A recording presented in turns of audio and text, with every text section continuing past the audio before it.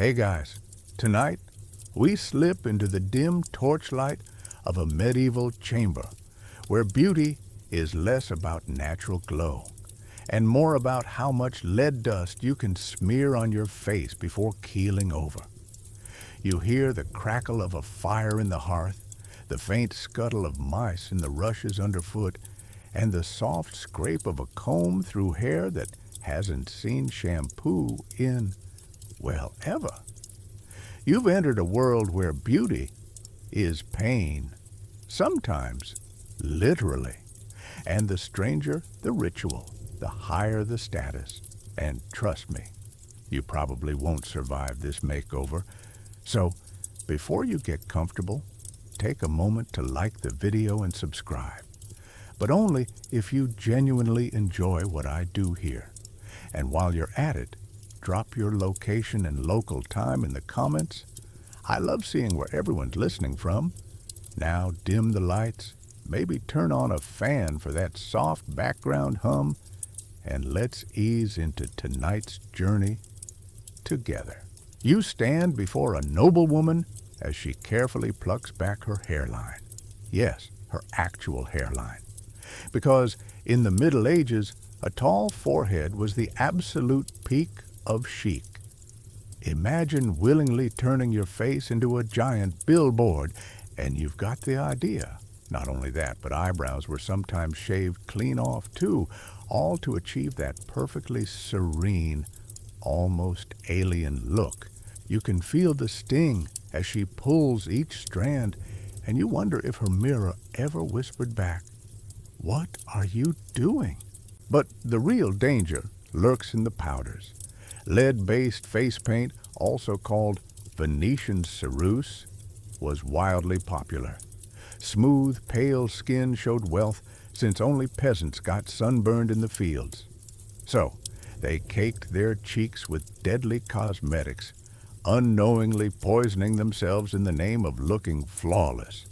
Historians still argue whether Queen Elizabeth I's famously ghostly complexion was entirely natural or a careful layering of toxic paste. Either way, the fashion world's motto seemed to be slay, and unfortunately, it was sometimes literal. Of course, no medieval beauty regimen is complete without a little animal magic. You stumble across a recipe calling for roasted mouse ashes to cure baldness. Yes, you rub mouse dust on your head to get thicker locks. Another remedy suggests crocodile dung as a kind of early sunscreen. Imagine slathering yourself in reptile poop before a stroll, and suddenly modern SPF lotion feels like divine intervention. And perfumes? Forget elegant glass bottles. Medieval folk masked odors with pomanders, little balls filled with herbs, ambergris, or sometimes just pungent spices. Since daily bathing was rare, these pocket-sized scent bombs were a lifeline in crowded, sweaty banquet halls. You hold one up to your nose, and for a moment, it almost works. Almost. Fashion also demanded strange colors. Rouge made from crushed beetles gave lips a rosy hue, while kohl darkened the eyes to striking effect. Some concoctions used burnt almonds or soot for eyeliner, which sounds safer than lead, but still carried the risk of infections. Medieval makeup bags were more like hazardous material kits. Yet, beauty wasn't only about makeup. Clothing and accessories played their role. Tight corsets weren't the fashion yet. That joy was saved for later centuries. But women did cinch waists with girdles and padded garments to achieve a desirable silhouette. Men, meanwhile, strutted about in brightly colored hose and short tunics, sometimes so short that the church had to issue warnings about modesty. You picture a priest sighing, "Brother Jeffrey, we can see too much thigh." And let's not forget hair dye. Medieval recipes called for boiling walnut shells or saffron for golden tones. And disturbingly, pigeon droppings for blonde highlights. You can almost smell the concoction simmering, and suddenly those little boxes at the drugstore don't seem so expensive. But here's a fun twist. Beauty ideals weren't universal. While nobles prized pale skin, peasants sometimes associated a tan with vitality and health, and in other regions, like parts of Italy, rosy cheeks were prized, so wine or even bloodletting was used to get that healthy glow. Historians still argue whether these practices were widespread trends or just eccentric outliers noted by chroniclers. Even dental care was full of oddities. Charcoal and crushed herbs were used for whitening teeth, but some remedies suggested rubbing with honey or even urine. Yes, urine. Supposedly the ammonia had cleaning power, but you can't help thinking most kisses probably ended right there. You wandered deeper into the chamber, noticing tiny glass vials and clay jars tucked into chests. Recipes for face masks often included egg whites to tighten skin, bread soaked in milk to soften, and snail slime for anti-aging. The Middle Ages basically invented the DIY beauty influencer, only their bathroom shelfie was a bit slimier. And then there were the wigs. Lice ran rampant, so shaving the head and donning elaborate wigs became practical as well as fashionable. Nobles would sometimes scent their wigs with lavender or rosemary, but underneath, the scalp was often a battlefield of itching. You reach up to scratch in sympathy. Through all this, one truth shines clear. Beauty was power. A carefully crafted face could signal wealth, piety, or even marital eligibility. The strange rituals weren't just vanity, they were social currency. Yet they carried real risks, from poisoning to permanent scarring. The medieval world was full of contradictions, and its beauty trends showed just how far people would go for appearances. You lean back, the scent of rosemary pomanders and lead paint clinging to your imagination. Tonight's beauty routine might leave you with flawless skin, or no skin at all. And you can't help but laugh softly, because compared to crocodile dung sunscreen, your half-hearted nightly moisturizer feels like a luxury spa treatment. You shuffle from the dim chamber of powders and pomanders into the raucous glow of a medieval feast hall, where the air is thick with smoke, sweat, and something that smells suspiciously like roasted swan. Long wooden tables creak beneath the weight of silver platters, and everywhere you turn, someone is gnawing, slurping, or toasting. This is not your quiet dinner at home with takeout and Netflix. This is medieval dining, and it's as much about status and spectacle as it is about food. The first thing you notice is the noise. Drums, laughter, the clink of goblets, and the crunch of someone chewing loudly right in your ear. At the head of the table, nobles recline in their finest robes, while peasants and servants linger at the edges, waiting for scraps. Food isn't just sustenance here, it's a billboard of wealth. If you can afford a dish that looks like an entire miniature castle sculpted out of pastry, you're basically medieval Instagram famous. And the food? Oh, it gets weird. Roasted peacock, feathers reattached after cooking so it looks alive again. Because nothing says elegance like pretending your dinner is still staring at you. There are pies stuffed not with apples, but with live birds, which fly out when the crust is cut open. Imagine being at a dinner party today, cutting into dessert, and doves exploding into the ceiling fan.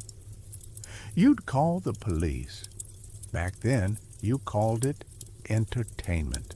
Historians still argue whether some of these descriptions were exaggerated by chroniclers trying to impress readers. Did kings really eat gilded boar heads with golden tusks? Or were these embellishments? Either way, the symbolism mattered.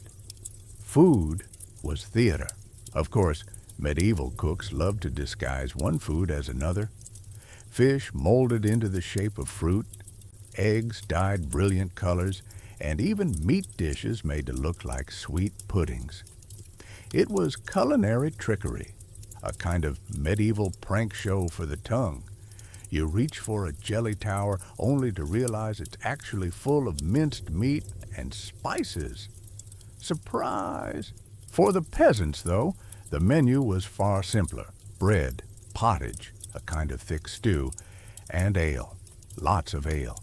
Clean water wasn't always available, so even children drank watered-down beer. Meanwhile, nobles dined on spiced wine, rare fruits, and exotic imports like sugar and pepper, luxuries worth their weight in gold. You sip from a cup of mead and nearly choke on the sweetness, wondering how anyone kept their teeth. Spoiler: they didn't.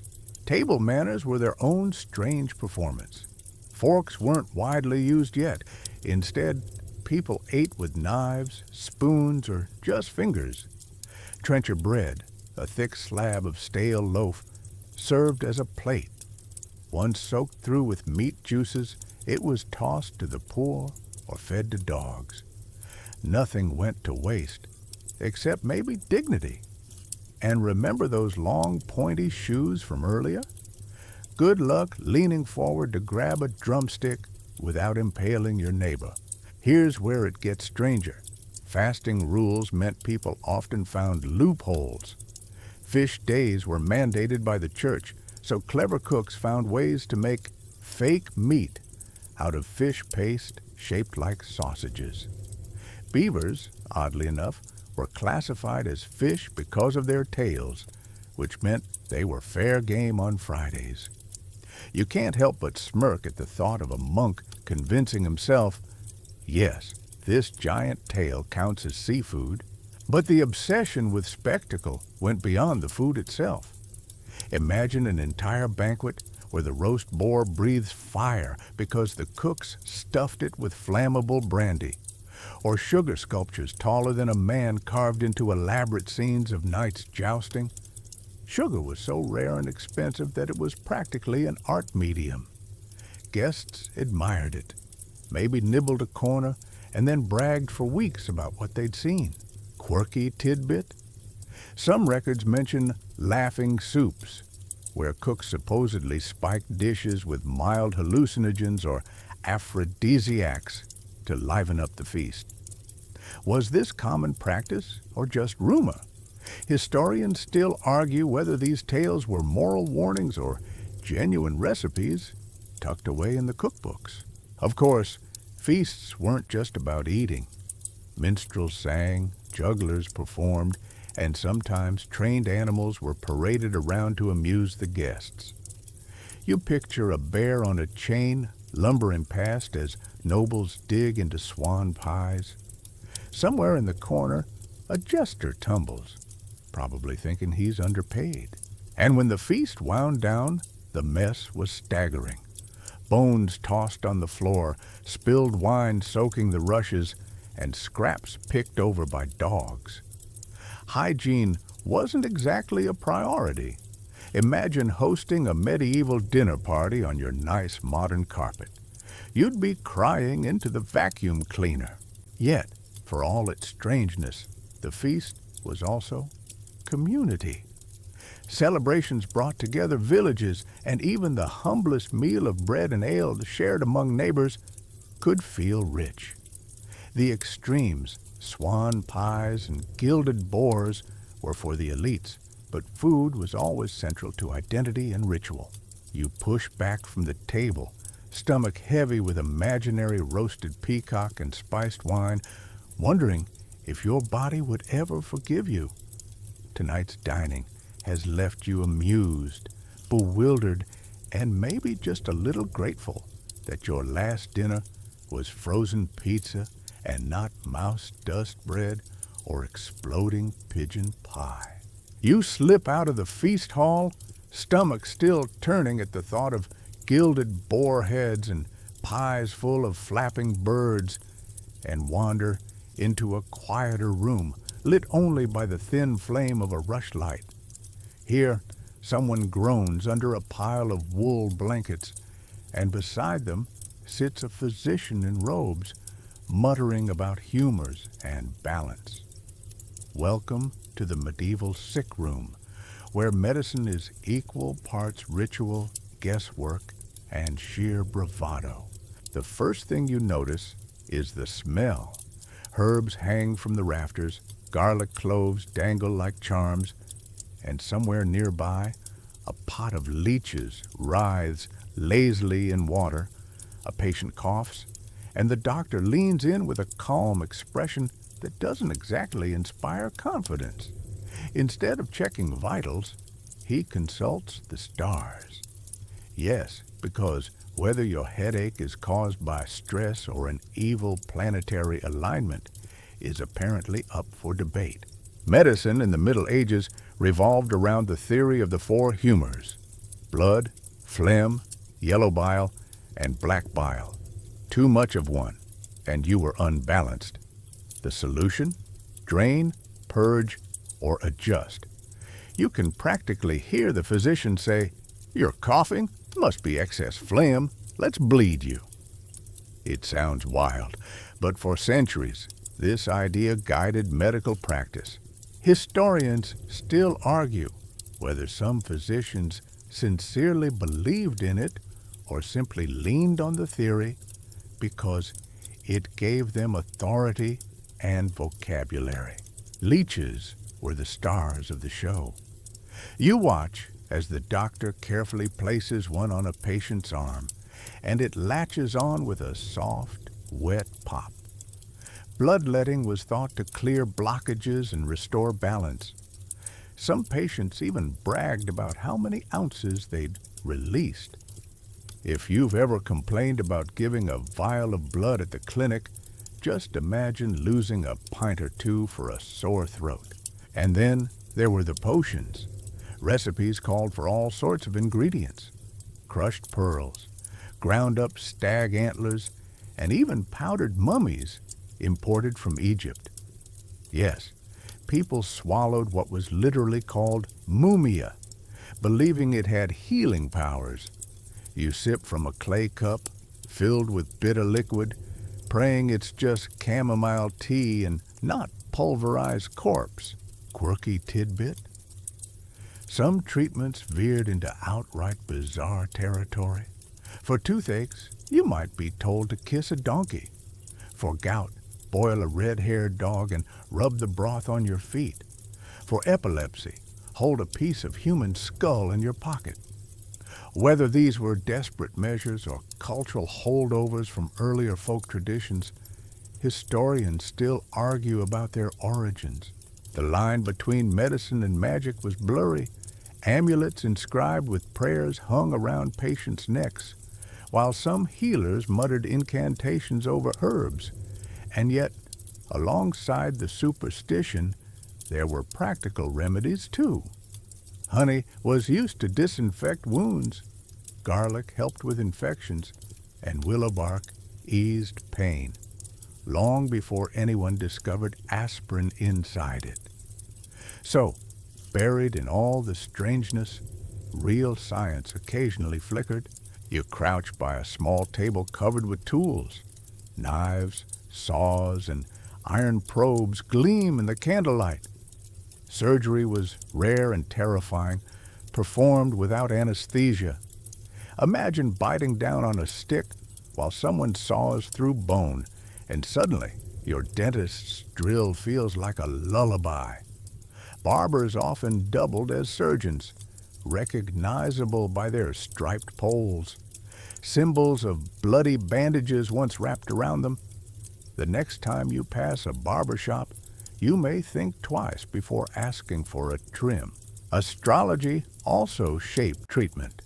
Doctors might refuse to operate if Mars was in the wrong house, or prescribe remedies based on your zodiac sign. You think back to that horoscope you skimmed last week. Avoid travel today. and feel a strange kinship. Only in the Middle Ages, ignoring the stars might mean your surgeon packed up and went home. And then there was urine. Physicians swore by uroscopy, examining the color, smell, and even taste of a patient's urine to diagnose illness. A golden hue, too much bile. Cloudy, a stomach issue. Sweet-tasting urine, they noted, often led to a wasting disease, what we now call diabetes. You hold your nose, grateful that modern doctors have labs instead of taste tests.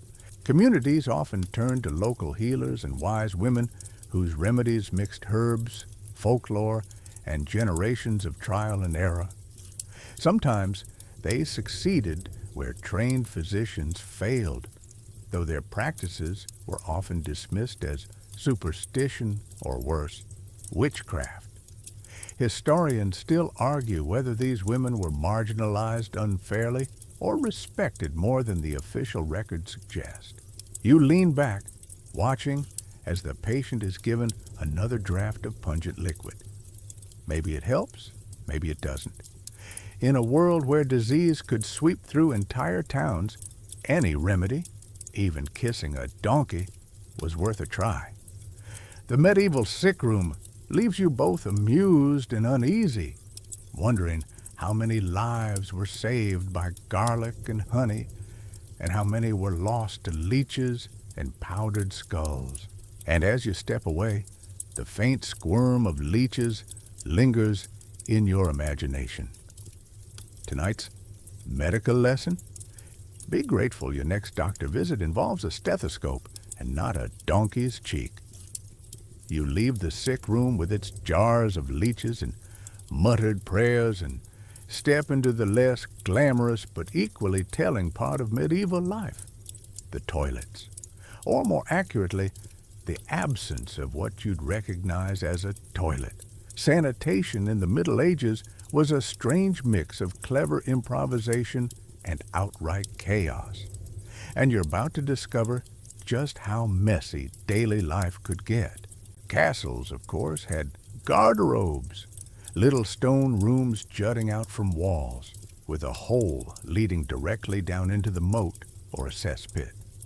You shuffle inside one, the draft biting at your ankles, and peer down the chute. If you drop anything valuable in there, forget it. Some nobles even kept their valuables away from garderobes entirely, terrified of thieves crawling up from below. Yes, sewage burglars were a real enough concern. Imagine trying to rob someone through their toilet and realizing your life choices have gone terribly wrong. For the common folk, chamber pots were the norm. After use, the contents were often tossed out the window with a casual shout of "Gardy-loo!"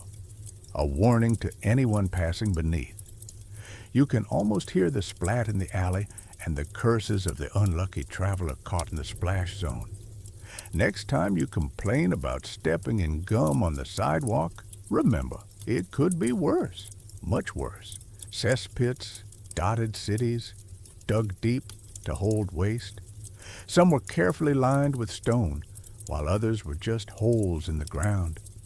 When they filled, gong farmers, arguably the least glamorous medieval profession, climbed in to shovel out the muck. Dressed in leather and armed with buckets, they worked by torchlight, hauling waste away in carts. Surprisingly, they were well paid, though you can't help but think no amount of coin could quite make up for that particular perfume. Quirky tidbit? Archaeologists studying preserved cesspits have found fascinating details about medieval diets. Seeds, bones, and even parasite eggs show up in the muck, revealing what people ate and what their guts couldn't handle. That pigeon pie you gagged over last section? Turns out it didn't always sit well. Historians still argue whether parasites were just accepted as normal background discomfort or a serious concern. Either way, medieval bathrooms weren't doing anyone favors. Public latrines existed in some towns, often built over rivers. You shuffle onto a wooden bench with multiple holes, sitting elbow to elbow with strangers. Privacy? Forget it. Using the facilities was a social experience, complete with conversation and maybe a bit of gossip. It's hard to imagine scrolling TikTok in peace here. You'd be too busy making small talk with your neighbor about the price of turnips. In monasteries, rules about cleanliness were stricter. Latrines were often carefully designed with running water systems to carry waste away. Monks bathed more often than the average townsman too, though not daily by any means.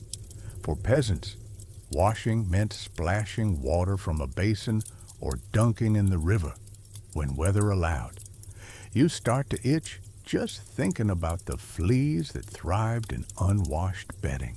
And then there's the matter of toilet paper, or lack of it.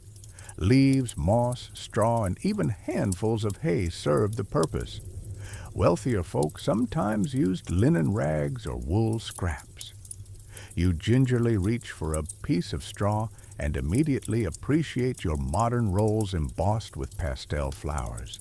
Yet, sanitation wasn't entirely without innovation. Some castles had complex drainage systems, and city councils occasionally passed laws against throwing waste in the streets. Of course, enforcement was another story. You can picture the city guard wagging a finger as another bucket of slop arcs out a window. The lack of sanitation had real consequences.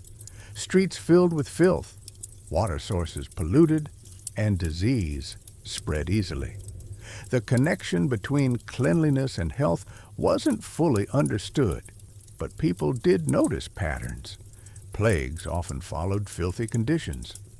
Historians still argue whether medieval people were truly ignorant of hygiene or simply lacked the infrastructure to make widespread cleanliness possible. You make your way down a narrow street, stepping carefully to avoid the muck trickling along the gutters. The smell clings to your imagination, sour and heavy. And yet, within this mess, life carried on. Markets bustled, children played, and neighbors chatted over chamber pot dumps as though nothing was unusual. Tonight's revelation? The medieval world was inventive, resourceful, and sometimes shockingly practical. But when it came to toilets, you probably wouldn't want to stick around. You take one last cautious glance into the garderobe chute, shudder, and promise yourself you'll never again complain about waiting in line for a clean restroom. You step carefully away from the muck-slick alleys and garderobe chutes, brushing imaginary straw from your shoes, only to find yourself in a bustling marketplace where fashion is on full display. Here, people parade past in outlandish outfits that make you blink twice. Forget subtle elegance. This is a world where your shoes stretch 2 feet past your toes, and your hat looks like it could double as siege equipment. Welcome to medieval fashion, where extremes ruled the runway. The first thing that catches your eye is a nobleman strutting in poulaines, shoes with exaggeratedly long pointed toes. Some curl upward so dramatically they need to be tied to the shin to keep from flopping. You watch him totter forward, barely missing a pile of horse dung, and wonder how anyone managed stairs. Historians still argue whether poulaines were practical symbols of wealth, since you clearly weren't farming in them, or just another case of medieval fashion going rogue. Either way, it's hard not to laugh. Imagine playing soccer in those things. Nearby, a lady's headdress towers above the crowd, a hennin shaped like a cone with fabric trailing down. Some are so tall they scrape low door frames. You picture her trying to get into a carriage and getting stuck like an upside-down ice cream cone. Fashion had a way of making the everyday complicated. colors mattered too.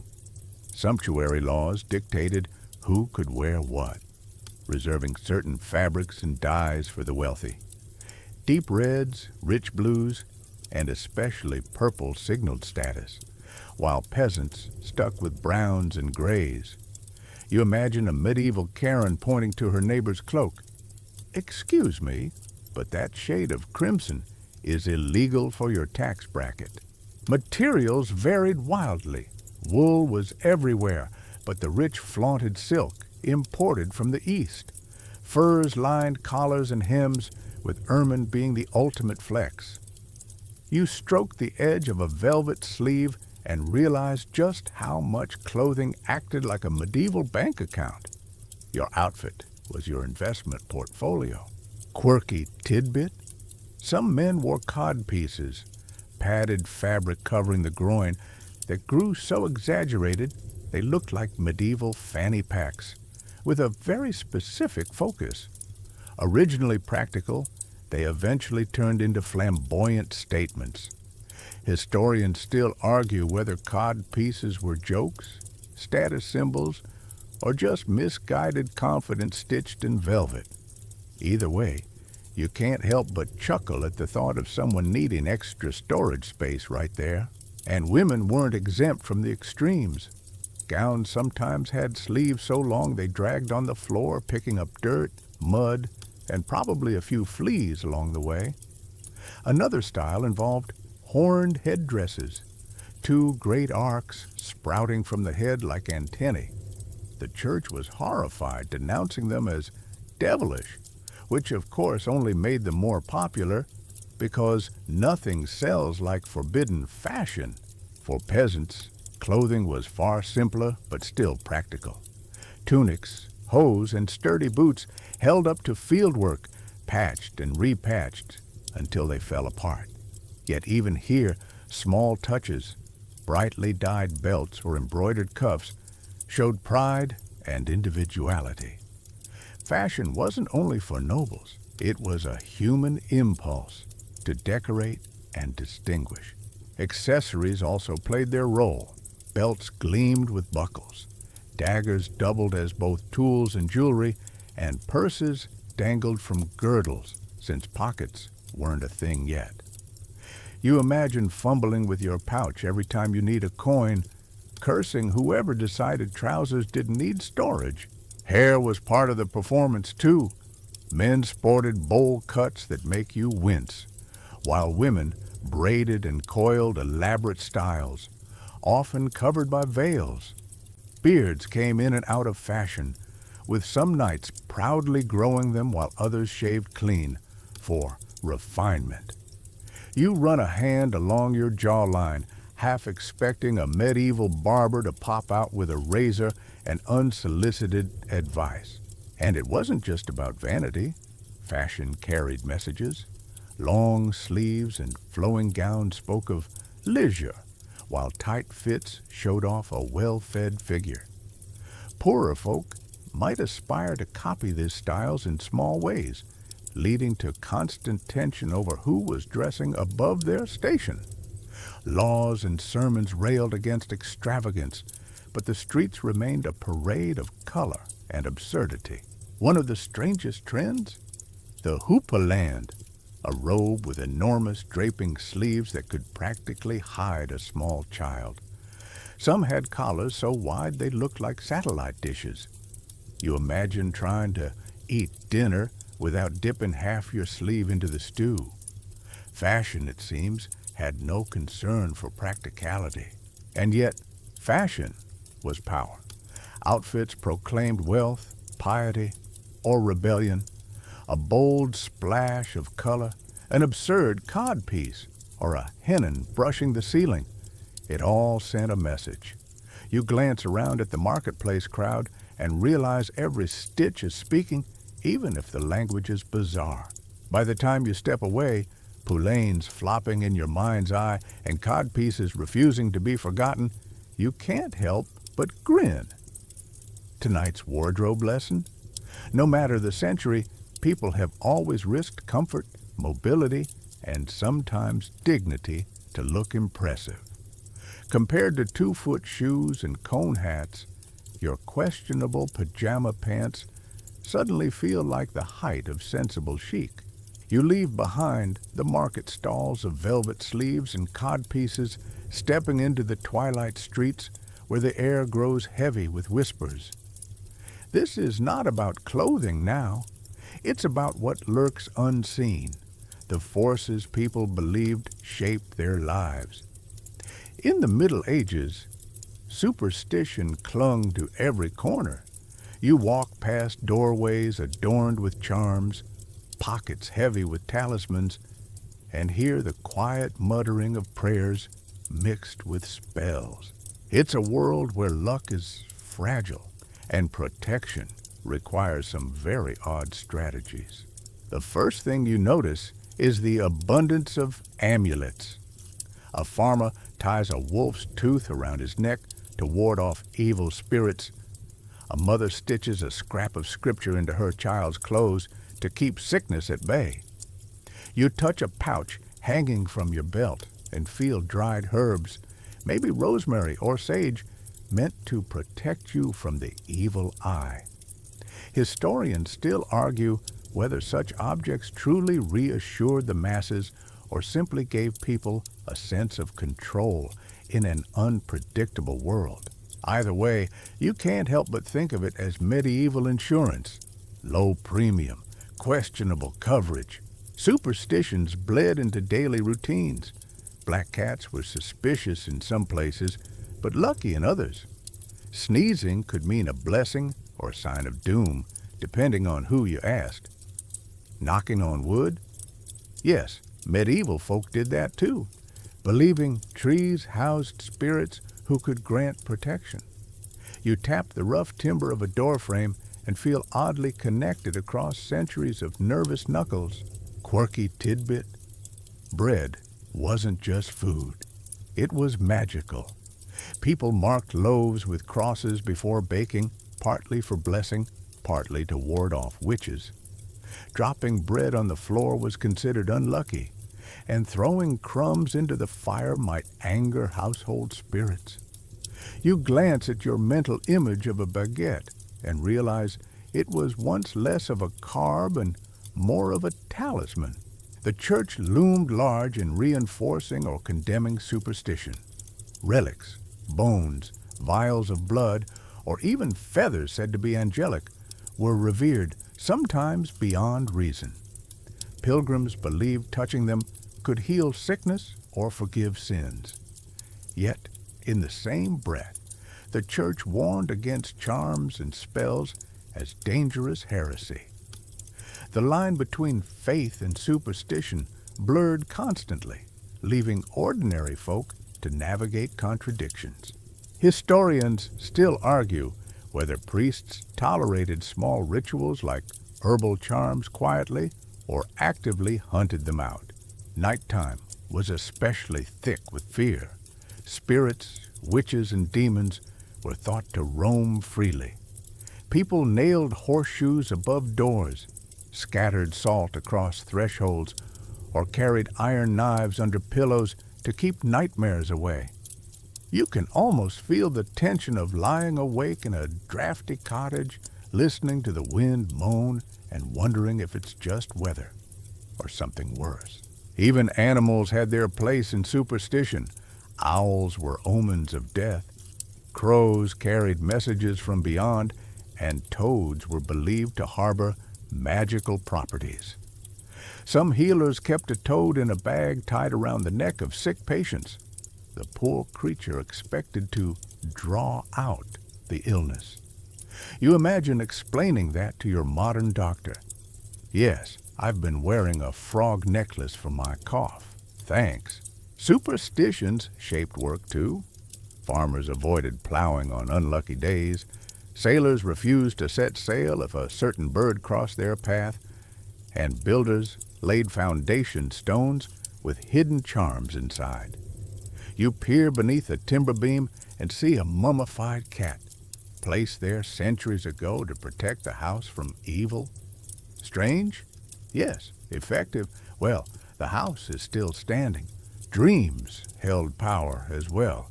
A dream of teeth fallen out could predict death. A dream of water might foretell love or fortune. People recorded dream books, interpreting the subconscious like weather reports.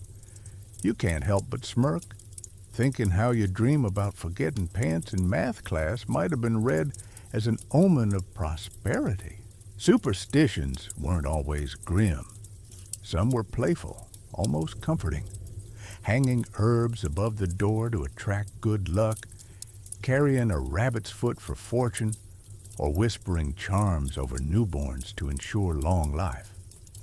These rituals were woven into the rhythm of life, small gestures of hope in uncertain times.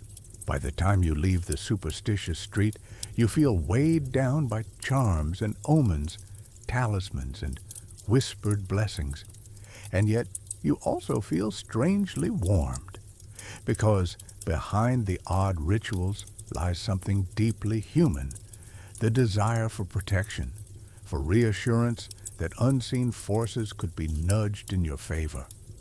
Compared to crocodile dung sunscreen and gilded boar heads, clutching a lucky charm suddenly feels pretty reasonable. You wander beyond the charm-filled streets into a crowded courtyard, where a strange sight unfolds. A pig sits in the dock of a courtroom guarded by a stern bailiff. People lean in, whispering, pointing. Yes, you've stumbled into one of the strangest spectacles of the Middle Ages, animal trials. Justice, it seems, didn't stop at human beings. If a creature broke the law, it had to face the consequences, wiggles, squeals, and all.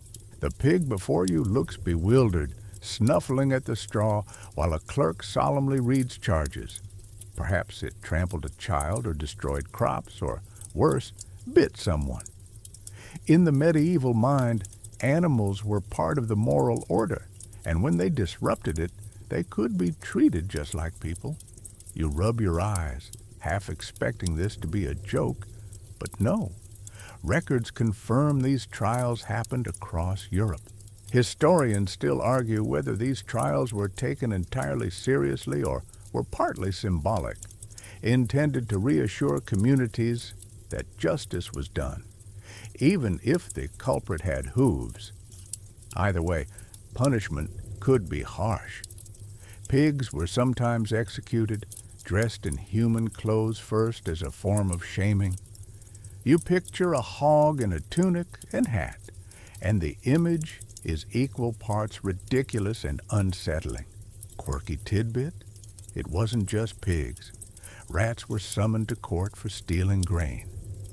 When they failed to appear, their defense lawyer, yes, they had lawyers, argued they couldn't travel safely because cats lay in wait along the roads. The judge nodded gravely, as though this was a perfectly valid concern.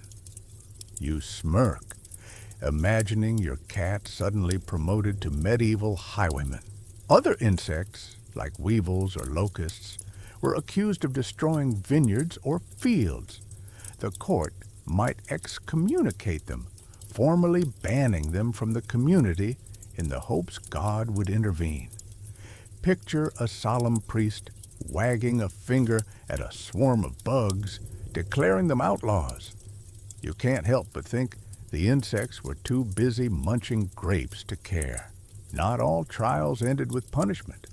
Sometimes animals were acquitted, especially if their owners could prove negligence played a role. A dog biting someone might be spared if the victim provoked it. In this sense, the trials reflect early ideas of liability, twisted though they seem. Historians still argue whether these proceedings were more about protecting property rights than about justice for victims.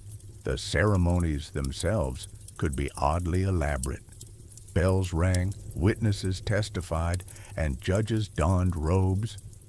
Communities turned out in droves, half horrified, half entertained.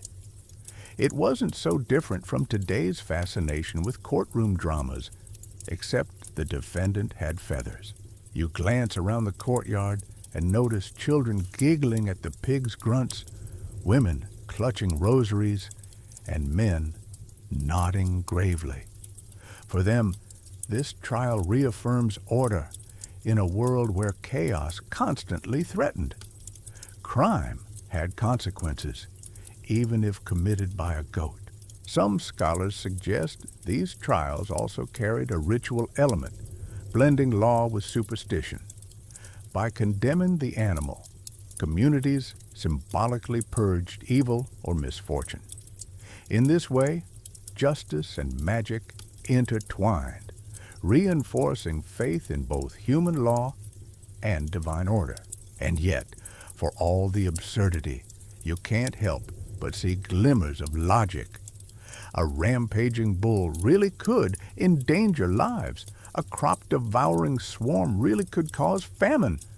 Holding them accountable was less about reason than about giving shape to fear and loss. People needed rituals to process tragedy, even if it meant dressing up a sow for execution. You step back from the courtroom as the judge's gavel falls, condemning the pig. The crowd disperses, satisfied, though the pig remains confused. You breathe deeply, shaking your head, torn between amusement and disbelief. Tonight's courtroom drama has shown you that justice in the Middle Ages was both deadly serious and hilariously surreal. And as you imagine a lawyer passionately defending a rat's travel difficulties, you can't help but think, maybe this was the original form of reality TV. You drift away from the pig's trial, still picturing that poor animal in its borrowed tunic, and step into a town square where the crowd has gathered for another spectacle, punishment. But this time, it's not an animal in the spotlight. It's people, their crimes judged not only with fines or imprisonment, but with punishments designed to humiliate, terrify, or simply confuse. Justice in the Middle Ages wasn't subtle. It was loud, public, and often very, very strange. At the center stands a wooden pillory. You see a man with his head and hands locked into place, a basket of rotten vegetables nearby for passers-by to throw. Children shriek with laughter as they pelt him with turnips. The punishment isn't only the ache in his neck, it's the shame of everyone watching. Medieval justice often valued humiliation as much as pain. Nearby, a woman wears an iron shame mask, shaped like a grotesque animal's face. With a bell dangling from the chin, it announces her crime. Maybe gossiping, maybe lying, maybe just annoying the wrong neighbor. Every step jingles, reminding all of her disgrace. You picture walking to work today with a clanging cow mask strapped on, and suddenly your morning commute doesn't seem so bad. Quirky tidbit: there were punishment stools designed for nagging wives called scold's bridles or ducking stools. The unlucky woman would be strapped in and dunked into a pond repeatedly to cool her temper. You watch the splash and gasp of a victim hauled up dripping wet, only to be plunged down again. Historians still argue whether these devices were used often or simply threatened more than enforced. Either way, they were meant to scare as much as to punish. And then there's the cucking stool, similar, but used for men too, especially dishonest bakers or drunkards. Imagine your entire neighborhood turning out to watch you flail in freezing water, and you'll get the picture. Justice here was a performance, equal parts warning and entertainment. Executions, of course, were the harshest end of punishment, but even those could take strange forms. Some towns hung criminals in cages suspended from towers, leaving the body to swing in the wind as a grim reminder. Others forced offenders to wear clothing inside out or parade around with symbolic objects tied to their backs. You can't help but see the theatrical side. It was all about making a lesson visible. Sometimes punishments were oddly specific. Bakers who cheated customers might be forced to ride backward on a donkey through town, loaves tied around their neck. Imagine getting caught underweighting your sourdough and ending up in a medieval parade of shame. But not all punishments were cruel. Some were downright bizarrely lenient or creative. A thief might be forgiven if they agreed to dance in the marketplace, or a drunkard fined a round of ale for the whole tavern. These lighter sentences show how community spirit and humor sometimes outweighed severity. Historians still argue whether such cases were exceptions or reflected a genuine streak of pragmatism in medieval justice. Religious punishments played their role too. Penitents crawled on their knees through town, carrying crosses or reciting prayers aloud. Sins were punished with public acts of contrition, turning private guilt into shared spectacle. You imagine tripping on cobblestones while mumbling endless Hail Marys, and suddenly detention in school feels merciful. Watching the punishments unfold, you realize they weren't just about the guilty. They were about everyone else. Public shame warned neighbors not to repeat the crime, reassured victims that order was restored, and gave the community a shared drama. In a way, it was medieval reality TV, minus the commercials, plus a lot more mud. You glance one last time at the pillory, where the prisoner slumps wearily as the crowd disperses. The square grows quiet, but the echo of laughter and jeers lingers. Justice here wasn't blind. It was loud, colorful, and sometimes absurd. Tonight's lesson? In the Middle Ages, punishment wasn't just about paying for your crime. It was about making sure your neighbors got a good show out of it too. You leave the town square, where shame masks still jingle in your imagination, and wander toward the quieter edges of the village. Here, the noise of punishment fades into the everyday rhythm of work. But the jobs people hold aren't always what you'd expect. Sure, there are blacksmiths, millers, and bakers, but mixed in are professions so peculiar, so unglamorous, or so oddly specialized that you can't help but stop and stare. Welcome to the strange workforce of the Middle Ages. The first figure you meet is the gong farmer. By now you know what that means. The brave soul who climbs into cesspits at night to shovel out human waste. Dressed in leather, torch in hand, they haul bucket after bucket, earning surprisingly good wages for their trouble. The smell, though, beyond belief. You gag just imagining it. Historians still argue whether gong farmers were considered essential heroes of sanitation or merely tolerated outcasts who vanished before dawn. Either way, someone had to keep the pits from overflowing. Next, you meet a professional mourner. At funerals, these hired voices wailed loudly, ensuring the deceased got a proper send-off. The louder the sobs, the greater the honor. You watch a group of them rock back and forth, crying dramatically, and you can't help but think of modern reality TV audition tapes. Tears on demand. Quirky tidbit: there were sin eaters.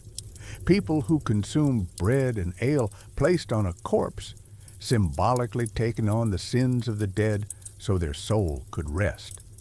Payment was usually a meal and a coin, but the spiritual baggage, that's another story. Historians still argue whether sin eaters were a widespread practice or just a rural oddity whispered about in folklore. Further down the lane, a man leads a bear on a chain. He's an animal tamer, traveling town to town for performances. Bears danced, monkeys juggled, dogs ran tricks.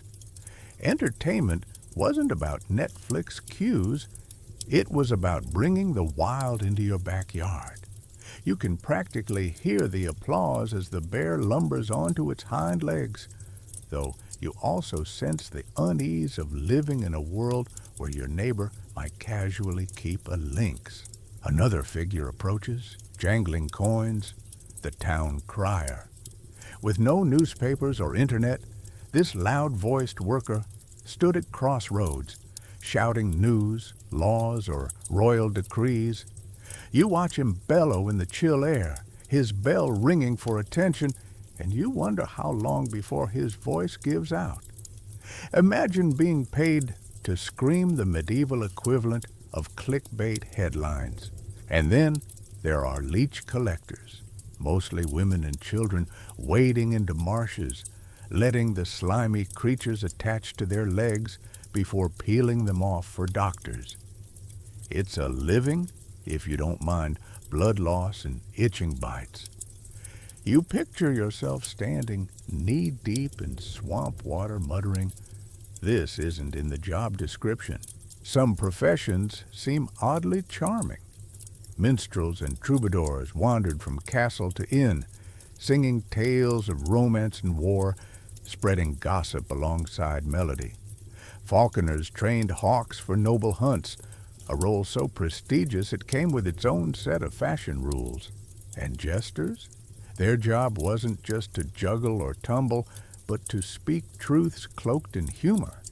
Sometimes the only ones allowed to mock their lords openly. You imagine a stand-up comedian today with the same immunity, and the thought makes you grin. But for every glamorous role, there was an equally grim one.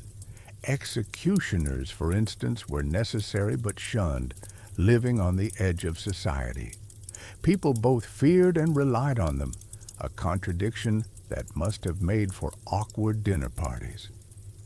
Historians still argue whether executioners embraced their outsider status or suffered under it. Either way, you wouldn't want to swap places. And then there were rat catchers, stalking streets with sticks, traps, and sometimes ferrets to rid homes of vermin. They often carried the corpses of slain rats as proof of their work. You watch one hoist a wriggling bag and shiver at the thought of parasites hitching a ride. What strikes you most is how specialized everything was.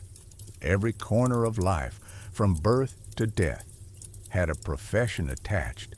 Some honorable, some laughable, some downright bizarre. You realize these strange jobs weren't sideshows. They were the gears that kept the medieval world turning. You take one last look at the procession of gong farmers, sin eaters, jesters, and leech collectors, each carrying out their peculiar duties. Tonight's workplace tour proves that while your modern job may feel strange or thankless, at least it doesn't involve swallowing someone's sins for supper or wrestling a bear for rent money. You leave the edge of the village, where gong farmers shovel in the shadows and sin-eaters chew solemnly, and step into a square that suddenly bursts alive with noise. The air is thick with the smell of roasting meat, spilled ale, and sweat. Music blares from fiddles and bagpipes, and laughter ricochets through the crowd. You've walked straight into a medieval festival, a world turned upside down, where the ordinary rules of life are gleefully ignored. This isn't a tidy harvest fair with polite booths. This is carnival, or maybe the Feast of Fools, or any one of the countless topsy-turvy celebrations that dotted the year. You watch as peasants don robes like priests, priests don masks like jesters, and order dissolves into revelry. For a day or two, the strict medieval hierarchy is put on pause. The lord of the manor might even hand his scepter to a servant in jest, and the servant grins, drunk on borrowed power. At the heart of it all stands the lord of misrule, sometimes a boy, sometimes a fool, always chosen to oversee chaos. He shouts mock commands, sending people into parades, dances, and absurd games. You see a donkey led into a church, braying at the altar, while the crowd howls with laughter. Historians still argue whether such wild inversions were tolerated by authorities as a safety valve for tension or nervously controlled to avoid outright rebellion. Quirky tidbit. During the Feast of Fools, mock masses were held where clergy sang nonsense hymns, bleated like goats, or juggled in the aisles. Sacred and silly collided in ways that made officials squirm. The line between devotion and parody was thin, but for common folk, it was irresistible fun. Food and drink flowed freely. Remember the banquet of swans and gilded boars? Now imagine that, but with everyone invited. Ale sloshes from mugs, meat roasts on spits, and musicians circle with songs that grow bawdier as the night wears on. You can't help but smirk, thinking this is less Feast of the Saints and more college party with extra pigs. Masks and costumes were everywhere. Villagers dressed as animals, demons, or exaggerated versions of their neighbors.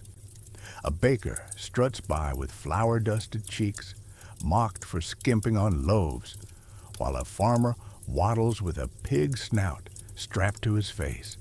It's satire in motion, the community laughing at itself without consequence. For once, you could mock your betters, and instead of punishment, they joined the joke. Games tipped toward the ridiculous. Men tried to climb greased poles, chase greased pigs, or joust on hobby horses. Fire dancers spun torches, acrobats flipped, and jugglers worked until their arms gave out. You watch a pair of drunks stumble through a dance, colliding with the fiddler, and the crowd roars with delight. Medieval festivals weren't about perfection. They were about release. Of course, not everyone approved. The church often frowned, worried that mockery of sacred rituals invited sin. Some sermons railed against these festivals as devilish chaos. Yet they persisted year after year because communities needed the relief. Historians still argue whether these events truly undermined authority or cleverly reinforced it by letting people get it out of their system. And it wasn't only urban towns. Village fairs mixed markets with merriment, merchants hawking wares alongside jugglers and bear baiters. A farmer might sell his grain in the morning, drink too much ale by noon, and stumble into a wrestling match by afternoon. You imagine the blur of sound and color, the muddy streets alive with laughter. The darker side of festivals sometimes slipped in too. Fights broke out, petty crimes soared, and indulgence often spiraled into hangovers. But that was part of the point. Festivals acknowledged human flaws with open arms, letting people be foolish together before life snapped back to plowing fields and kneeling in pews. You leave the square as the fiddles drone and torches flare, the Lord of Misrule still shouting ridiculous orders. Tonight's carnival has shown you that even in the rigid world of the Middle Ages, people carved out time to break free, laugh at their lords, and dance with donkeys in church. And as you step away, you realize sometimes the weirdest traditions are the ones that kept everyone sane. You slip away from the festival square, ears still ringing with fiddles and donkey brays, and turn down a lane where the mood changes sharply. The air grows sour, thick with the smell of burning herbs, unwashed bodies, and fear. Doors are shut tight, shutters drawn, and the streets are strangely quiet. You've stepped into a plague-stricken town where paranoia drips from every corner and desperate people cling to stranger and stranger remedies in the hope of survival. The first thing you see are plague doctors, their dark robes swaying, beaked masks jutting forward like grotesque birds. Inside those beaks, herbs and spices, juniper, cloves, rose petals are stuffed to filter the foul air. The theory? Bad smells carry disease, so if you mask them with good ones, you'd be safe. You can't help but stare. The outfit is equal parts ominous and theatrical. Historians still argue whether these doctors genuinely helped or mostly served as walking symbols of civic reassurance. Either way, the beaks didn't save many. You pass a family hanging herbs above their door, lavender, sage, even garlic braids. In some alleys, people burn piles of rosemary to cleanse the air. In others, vinegar is sprinkled on clothes and hands. Anything to keep away the miasma, the invisible bad air thought to spread the plague. Quirky tidbit? Some even sniffed sponges soaked in urine, convinced it purified the lungs. You pinch your nose just imagining it. But the stranger rituals are hard to miss. Flagellants march barefoot down the street, chanting and whipping themselves with knotted cords until their backs bleed.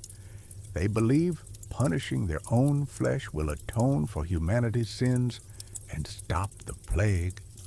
Crowds watch in awe, some joining in, others horrified.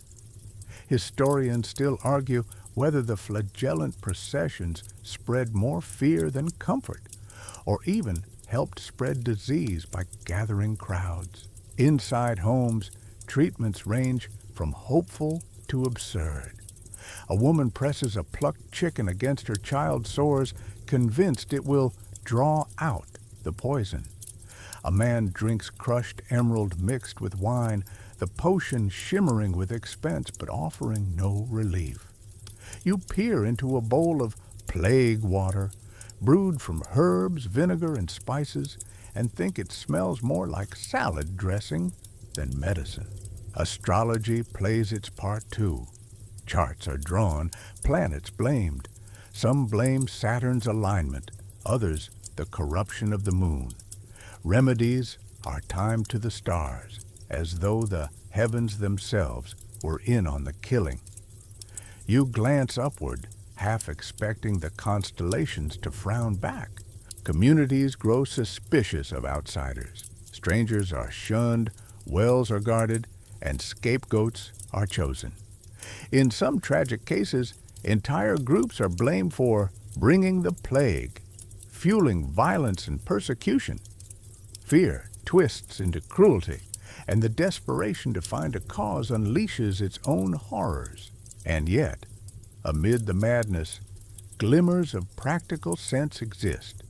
Some towns impose quarantines, locking newcomers outside the gates for 40 days. 40 giorni, where we get the word quarantine. Ships are ordered to wait in harbors before unloading passengers. These measures, though inconsistent, sometimes slow the spread. You realize the seeds of modern public health are being sown right here, alongside urine-soaked sponges. The sound of bells drifts through the streets. Bodies are carried away on carts, covered in cloth, while priests murmur prayers. Children watch silently from doorways, clutching charms and whispering rhymes. You feel the heavy dread pressing down, knowing how much loss lies behind those closed shutters. And yet, life stubbornly continues. Merchants reopen stalls as soon as fear dips. Lovers sneak glances even in the shadow of sickness, and healers try yet another potion. Human resilience clings on, though it looks strange through your modern eyes. You take one last look at the plague doctor's beaked mask disappearing into the gloom, the herbal scent lingering in the air. Tonight's journey through plague paranoia reminds you that fear makes people inventive, irrational, and occasionally insightful all at once. And as you walk on, you whisper a soft, "Thank you for hand sanitizer and vaccines."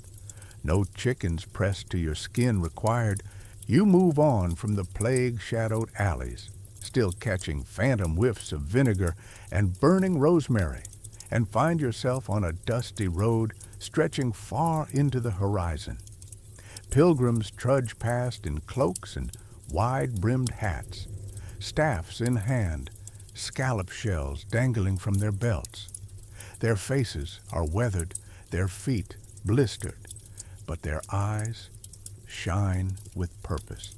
You've stepped into the medieval pilgrimage craze where faith, adventure, and sometimes pure absurdity mingled on the long road to holy relics. The first thing you notice is how crowded the path is. Rich and poor alike join in, walking side by side toward shrines and cathedrals. Some travel for penance, hoping to cleanse their sins with each mile. Others seek healing for sickness or a miracle for a loved one. And some? Well, some are just here for the social trip, because nothing spices up life like a road trip with 100 strangers and questionable hygiene. At the center of it all are the relics. Towns boast miraculous objects, a saint's finger bone, a splinter from the true cross, even vials of the Virgin Mary's milk. You peek into a reliquary, a gilded case shimmering in candlelight, and see what looks suspiciously like an ordinary bone. Historians still argue whether all relics were genuine, clever forgeries, or symbolic objects sanctified by belief.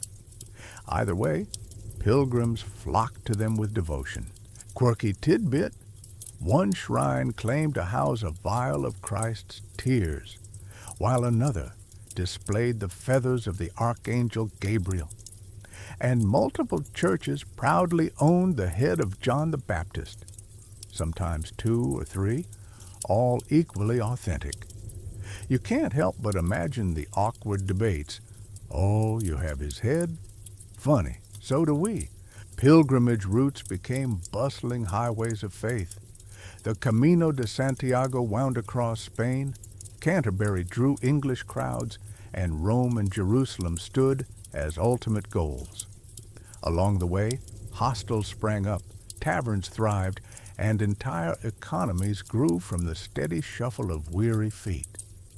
You hear the murmur of dozens of languages, the laughter of companions, the groans of blisters, all weaving into the hum of the road. Not every pilgrim walked nobly.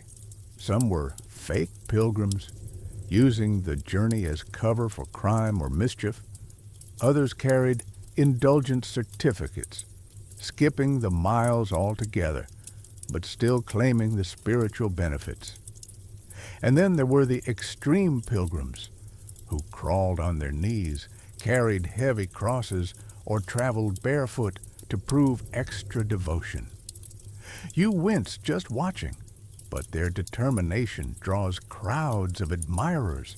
Pilgrims collected souvenirs too, badges stamped with the emblem of a shrine, worn proudly on cloaks and hats.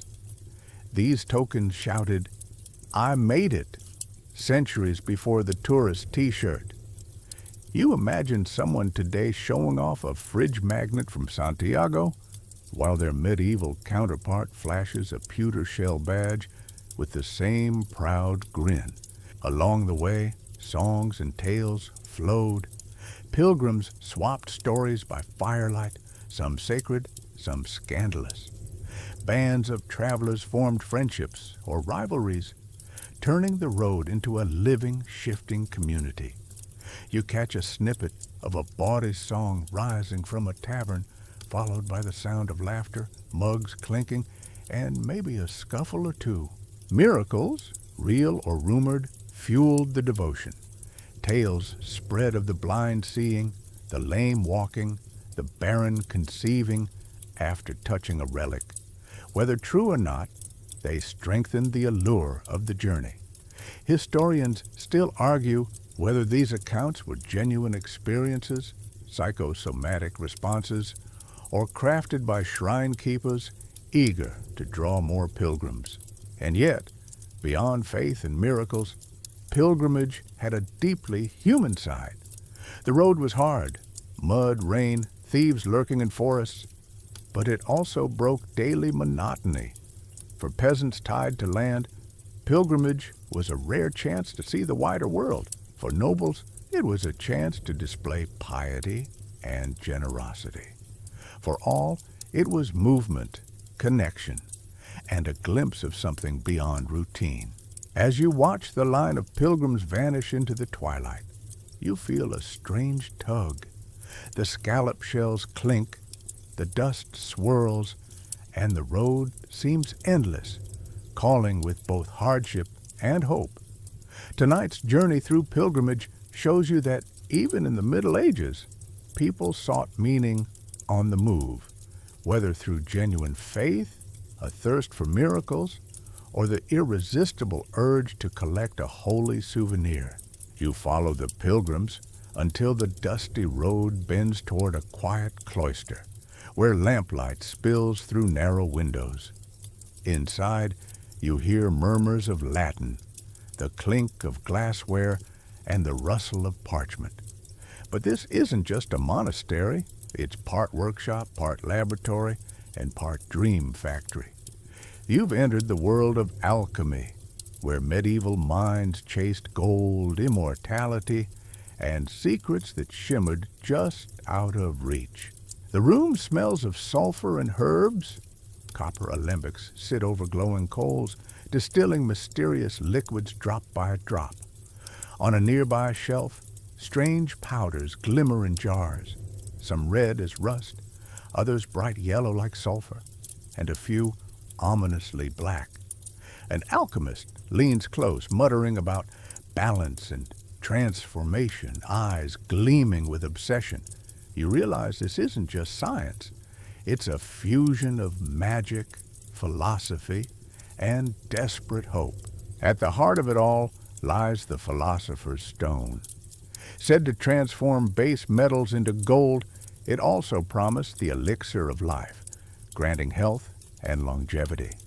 You watch the alchemist stir a glowing mixture, convinced he's on the verge of unlocking eternity. Historians still argue whether most alchemists truly believed in the stone or used the dream as a cover for early chemistry experiments. Either way, their quest left a strange legacy. Quirky tidbit? Some recipes for the stone included ingredients like dragon's blood, unicorn horn, or dew collected at sunrise on May Day. You picture someone sprinting through a meadow at dawn with a jar, trying to capture immortality in condensation. If nothing else, alchemy was excellent cardio. Not all alchemists worked in secret. Some kings and nobles bankrolled experiments, dreaming of endless gold to fill their treasuries. Others feared alchemists, suspecting them of fraud or witchcraft. You overhear a heated argument in the cloister. Is this holy work revealing God's hidden truths, or dangerous hubris that trespasses into forbidden realms? The debate lingers like smoke in the air. Alchemists didn't just chase gold, though. They experimented with distillation, metallurgy, and medicines. In pursuit of impossible goals, they stumbled on real discoveries: alcohol distillation, new dyes, stronger alloys. You hold a flask of sharp-smelling spirit and realize this is the ancestor of both modern medicine and your Friday night cocktail. The language of alchemy was itself a puzzle. Recipes spoke of green lions devouring the sun, or the marriage of mercury and sulfur. Outsiders scoffed at the riddles, but insiders knew the cryptic metaphors were part secrecy, part poetry. You try reading a page and feel like you've stumbled into a fantasy novel, equal parts nonsense and wonder, and yet failure was constant. Gold never came, immortality never arrived. Still, the pursuit itself gave hope. For some, it was spiritual. Purifying metals mirrored the purification of the soul. For others, it was pragmatic. Maybe the next mixture really would glitter like treasure. You watch as the alchemist sighs, scrapes blackened residue from a crucible, and begins again, undeterred. Outside, gossip swirls. Villagers whisper that alchemists can summon demons, that their furnaces glow with forbidden fire. Some alchemists leaned into the mystery, cultivating reputations as half-saints, half-sorcerers. Others kept low profiles, their work hidden in coded manuscripts tucked into monastery libraries. Historians still argue whether most were respected natural philosophers or suspicious charlatans skating on the edge of scandal. You lean back against the stone wall, watching sparks fly from the furnace. It strikes you how human this is, the endless chase for transformation, for shortcuts to wealth and eternal youth. Even now, with modern labs and vaccines, people still crave miracle cures and instant riches. Alchemy, for all its strangeness, feels like the ancestor of every lottery ticket and every fad diet, promising a longer, shinier life. The lamp sputters low. The alchemist peers into the crucible, eyes tired but still hopeful, whispering that the breakthrough lies just one more step away. And as you leave the cloister, you can't help but smile. Tonight's lesson? Sometimes the strangest quests leave behind the most unexpected treasures, not piles of gold, but the beginnings of science itself. You step away from the smoky glow of the alchemist's furnace and wander into a shadowy village lane where voices murmur low and someone slips a bundle of herbs into another's hands. The air smells of rosemary, fennel, and something faintly bitter. Love, magic. In the Middle Ages, romance wasn't left entirely to chance. If you wanted affection or lust, you reached for a potion, a charm, or a whispered spell. Welcome to the strange, secretive world of medieval love potions. The first thing you notice is how ordinary ingredients take on extraordinary meaning. A young girl crushes basil leaves, believing they'll spark affection if slipped into a man's drink. Another stirs wine with a sprig of rosemary to bind a lover's fidelity. You lean closer to a steaming pot and catch a whiff of cinnamon, honey, and nutmeg.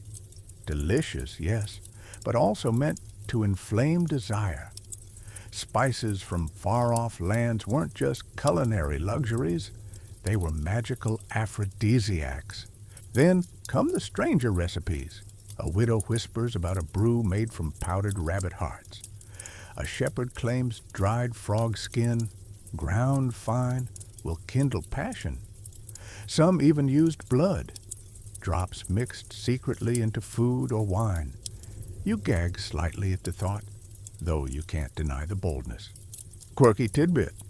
One recipe called for apple seeds soaked in wine, consumed at dawn under a waxing moon. You imagine trying to pitch that to a modern pharmacist? Yes, please. One moon-soaked seed wine for heartbreak. Historians still argue whether people truly believed these potions worked or whether they were symbolic gestures, hope made tangible in a cup. After all, in a world where marriages were often arranged and passion felt uncertain, even the strangest ritual might give a sense of control. But love magic wasn't just drinks. Amulets were worn close to the skin, rings engraved with charms, lockets stuffed with herbs, even knotted threads tied around arms. In some cases, women baked charm cakes, small loaves with secret words hidden inside. Whoever ate the slice with the word would supposedly fall in love. You picture the awkwardness of trying to sneak a bite of enchanted bread without anyone noticing. Astrology crept in as well. Lovers consulted charts, asking whether Venus smiled on their union or Mars threatened strife. A full moon was said to heighten passion, while eclipses brought turmoil. You tilt your head to the night sky, wondering how many stolen kisses were timed to planetary alignments. The church frowned heavily on love potions, branding them sinful or even demonic. Yet cases survive of priests accused of secretly providing herbs for desperate parishioners. Official sermons condemn them, but underground the trade thrived. Love was too tempting to leave entirely to God's will. Historians still argue whether church crackdowns made these practices rarer or simply pushed them deeper into secrecy. Some potions leaned toward the practical. A blend of honey, almonds, and warm milk could soothe nerves, relax bodies, and, well, create the right mood. Others were dangerously toxic, laced with plants like belladonna or henbane. The line between charm and poison was thin. Imagine wooing your crush with a drink that accidentally sends them into hallucinations. Talk about mixed signals. Beyond romance, there were spells for fidelity. Wives sometimes tied charms to their husbands' clothing to keep them faithful on long journeys. Men, too, sought assurances, sometimes more violently, by demanding their wives drink trial potions to prove purity. You sense the tension here, how love magic wasn't only sweet, but could be weaponized, controlling, and binding as much as wooing.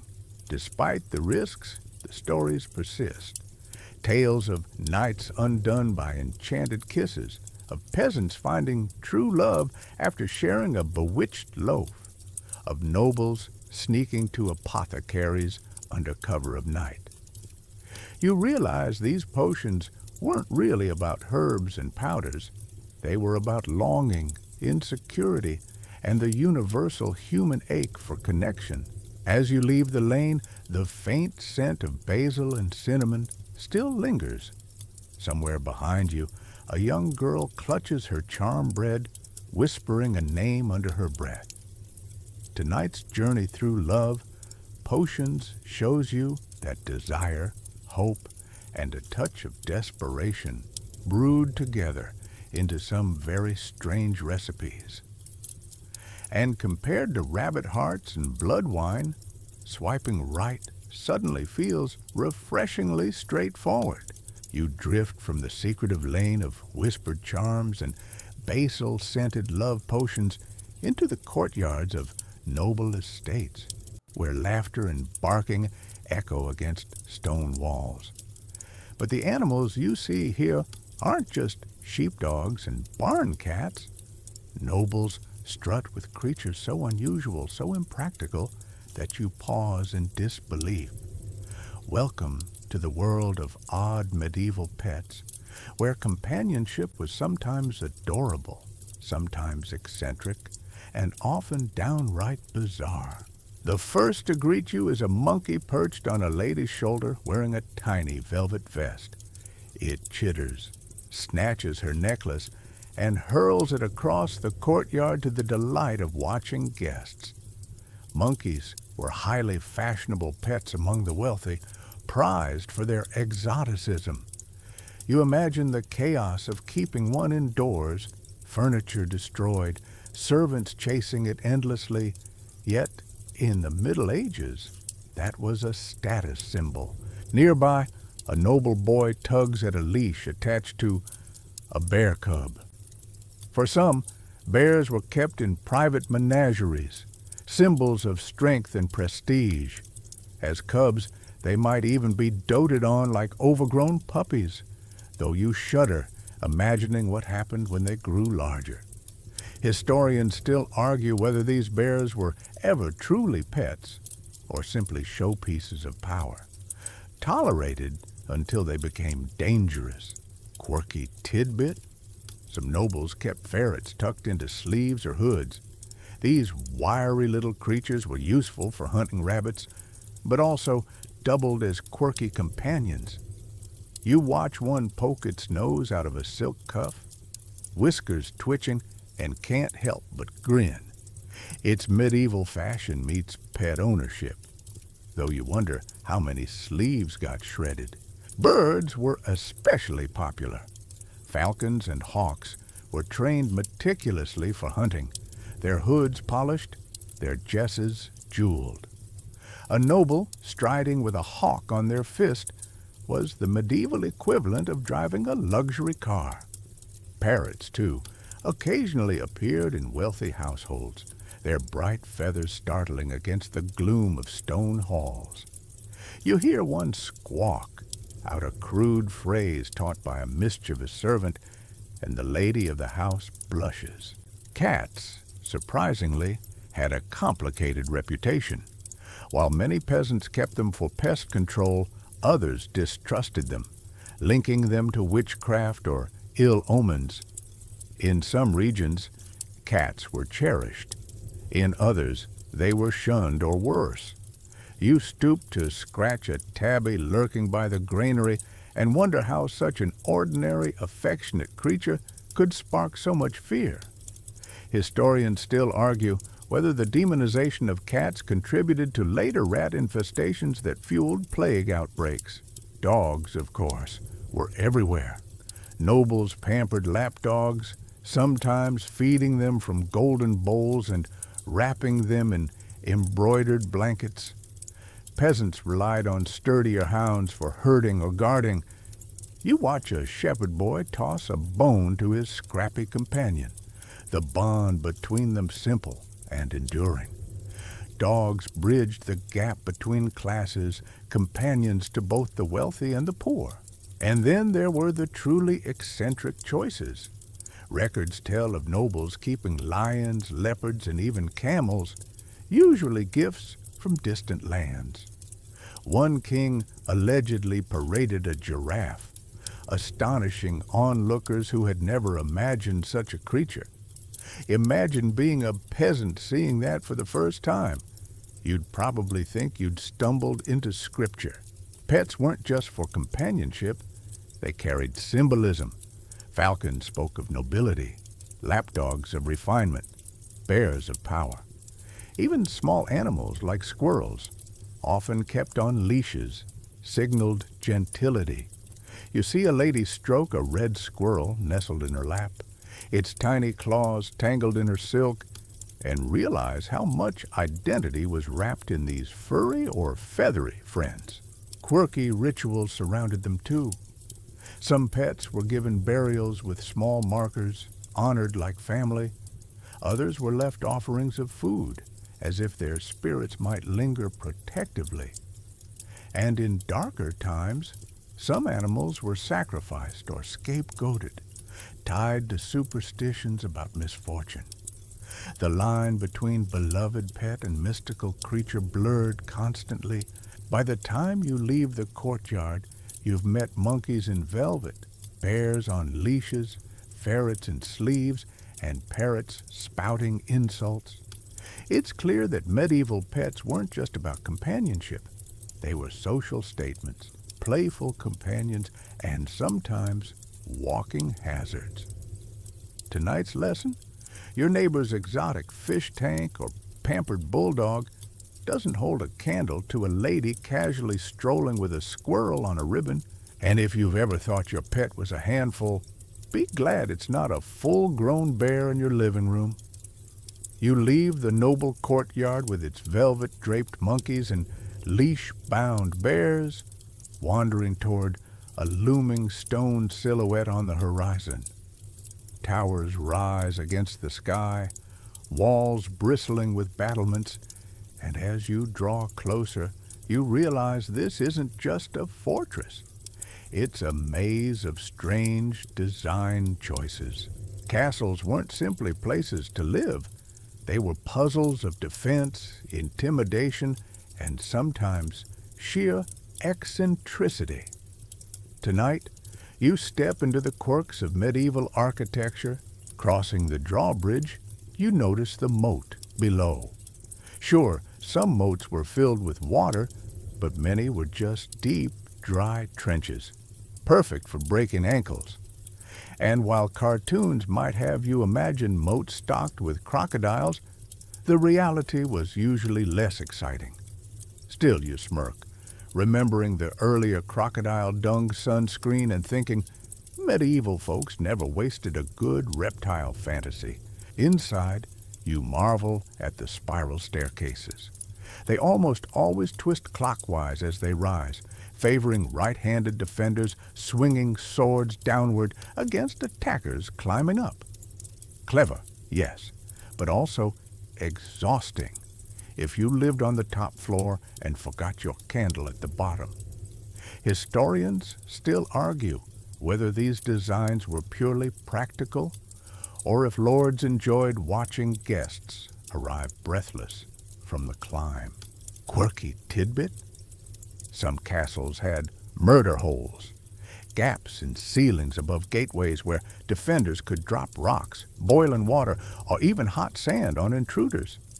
You peer upward and imagine a shower of scalding grain raining down on your helmet. Suddenly, a polite, no solicitors sign feels preferable. The walls themselves hold secrets. Hidden passages snake through stone, allowing lords to escape during sieges or spies to eavesdrop on feasts. You slip through a narrow door barely wider than your shoulders and find yourself in a dim corridor, torchlight flickering off damp walls. It's thrilling and a little claustrophobic. Rooms were just as quirky.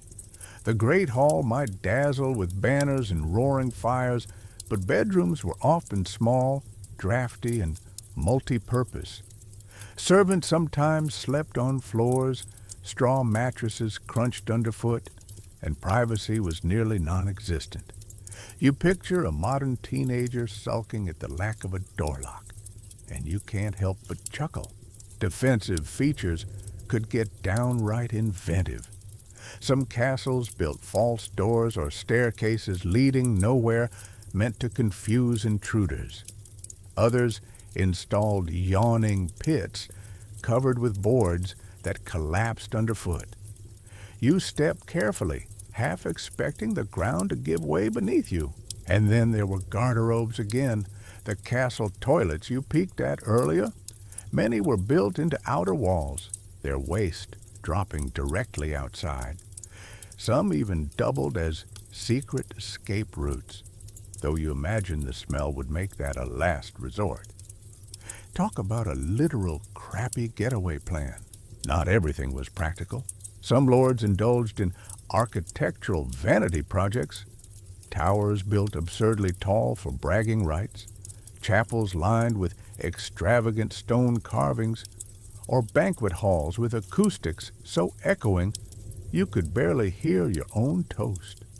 One eccentric even added mechanical fountains that spat wine instead of water during feasts. You lick your lips and wonder whether that's genius or disaster waiting to happen. Castles also embodied psychological warfare. Their looming silhouettes dominated landscapes, reminding peasants who held power. You stand in the courtyard, looking up at arrow slits and battlements, and feel the weight of authority pressing down. Castles weren't just homes. They were stone manifestos of control. Yet they evolved constantly. Early Mott and Bailey wooden forts gave way to stone keeps, then concentric fortresses with multiple layers of walls. Each innovation answered the latest siege tactic, whether it was battering rams, siege towers, or early cannons. Historians still argue whether castles were primarily defensive structures or glorified status symbols. The truth, like the walls, was probably layered as dusk settles. Torches flicker against stone, casting long shadows. You pass through another narrow passage, brushing rough walls, and emerge onto the battlements. The wind whips your hair as you look out over the moat, the towers, the winding staircases hidden inside. Tonight's lesson? Castles weren't just strongholds, they were labyrinths of odd ingenuity, part fortress, part puzzle, part ego project. And as you step down from the battlements, you whisper a silent thanks that your house doesn't come with murder holes above the front door. You descend from the battlements, leaving behind spiral stairs and murder holes, and find yourself in a dimly lit street where shadows stretch unnaturally long. The air vibrates with the sound of chanting, slow and heavy, and then you hear it. The snap of whips against bare flesh. You've stumbled into one of the most unsettling sights of the Middle Ages, extreme religious devotion, where faith wasn't just prayed, but painfully, publicly, and sometimes bizarrely performed. A procession winds through the road. Hooded figures march barefoot, ropes biting into their shoulders, each one swinging a knotted whip across their own back. Blood spatters cobblestones, mingling with candle wax from the lanterns. The crowd watches in silence, torn between awe and horror.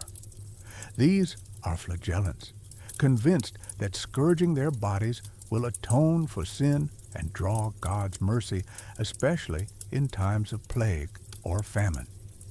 You shiver at the rhythm, half hypnotic, half terrifying. The church's stance on such practices was complicated. Some clergy embraced them as dramatic penance. Others condemned them as heresy or dangerous fanaticism. Historians still argue whether the movements were grassroots desperation or manipulative spectacles led by charismatic figures. Either way, their processions left unforgettable marks on medieval memory and on the streets. Quirky tidbit: not all religious extremes involved whips. Some saints were famous for odd ascetic feats, living atop pillars for years, refusing to bathe, or eating only grass. In one tale, a monk rolled naked in thorn bushes to fight temptation. You wince just imagining it, and suddenly feel grateful your spiritual struggles involve little more than skipping dessert. Mystical visions added another layer of intensity. Women and men alike claim to receive divine messages through ecstatic trances, sometimes collapsing in convulsions, sometimes speaking in voices not their own. Communities treated them with reverence or suspicion. Were these visions genuine spiritual gifts or symptoms of illness? Historians still argue, and perhaps they always will. You pass a small chapel and see another form of devotion. Pilgrims crawling on their knees around the altar, lips brushing cold stone, muttering endless prayers. Their skin is raw, but their eyes burn with purpose. Some wear hair shirts, scratchy garments woven from animal hair, meant to constantly irritate the skin as a reminder of humility. You scratch your own neck just watching. Not all extremes were solitary.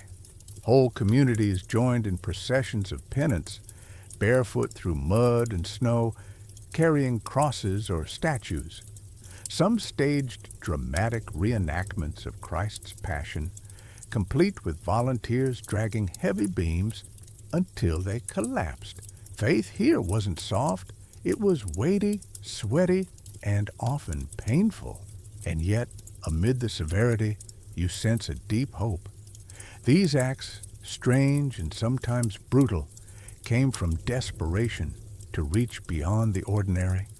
Life was short, death was constant, and people yearned for meaning. Extreme devotion gave them a way to feel closer to the divine, even if it meant bleeding in the streets. The flicker of candles catches your eye again. The flagellants pause, bodies heaving, whips dangling. Their leader raises his arms, chanting in Latin, and the crowd murmurs in reply. For a moment, the scene feels suspended between earth and heaven, grotesque, yet strangely moving. You step back slowly, heart still pounding from the spectacle. Tonight's lesson? Faith in the Middle Ages wasn't limited to quiet prayers in pews. It spilled into streets, into flesh, into dramatic displays that blurred the line between worship and suffering. And as you walk on, you realize that, in their own way, these extreme acts were another attempt at control in a chaotic world. Compared to crawling on your knees over stones or rolling in thorn bushes, your quiet bedtime prayer feels downright luxurious. You leave the shadowy streets where flagellants whip their backs raw and step into the blaring noise of a tournament ground. Trumpets blast, drums pound, and the crowd surges with excitement. This is medieval entertainment, sometimes dazzling, sometimes brutal, and often downright strange. You rub your ears as the cheers grow deafening, realizing that in a world without television, people craved spectacle that mixed danger with delight. At the center, two knights thunder toward each other on horseback, lances lowered. The joust is pure theater. Armor gleams, banners ripple, and the impact of wood against shield echoes like thunder. Splinters fly. One rider topples dramatically into the mud, and the crowd roars. Was it chivalry, sport, or just a fancy way of saying, let's watch two men hit each other really hard? Historians still argue whether tournaments trained warriors seriously or served mostly as aristocratic pageantry. Either way, it was a hit show, but tournaments were only the start. To your left, a pit hosts bear baiting. A chained bear swipes at snarling dogs while spectators shout bets. The scene is violent, raw, and unsettling, but the crowd eats it up like popcorn. You grimace and step back, thinking your modern wrestling shows suddenly look tame. Quirky tidbit? Some towns staged cock-throwing, where people hurled sticks at a live rooster tied to a post. Whoever killed it took it home for dinner. Cruel by today's standards, but in medieval times, it passed for fun and a chance at a free meal. You picture kids laughing, tossing rocks, and you can't help but wince at the blend of play and brutality. Not all entertainment spilled blood. Minstrels wander between crowds, singing tales of knights and romances, their lutes twanging, their voices rising above the chaos. Puppeteers perform morality plays in the square, wooden figures clacking as they act out virtues and vices. You pause to watch one little devil puppet dance, the crowd half laughing, half nodding in moral agreement. Jugglers and acrobats dazzle too. A man tosses flaming torches skyward, while another balances on a tightrope strung between two poles. Children squeal with delight, tossing coins into the baskets. In a corner, a fool tumbles dramatically, his bells jingling with every fall. The jester's wit is sharp, slipping sly jabs at nobles who laugh louder than anyone, perhaps to prove they can take the joke. Seasonal fairs brim with games. Peasants try their luck at wrestling matches, archery contests, or mock battles with wooden staves. Vendors hawk sweets, roasted nuts, and mead, the air thick with smoke and sugar. You watch a group of drunk men stagger through a dance, tripping over each other and the crowd cheers as if it's the grand finale. Religion even slipped into entertainment. Mystery plays performed by guilds dramatized biblical stories for townsfolk. Elaborate wagons rolled through streets, each stage a different scene. Noah's Ark here, the crucifixion there. For many, it was their first encounter with theater. Sacred stories turned into public drama. You lean against a cart, smiling at the mix of reverence and spectacle.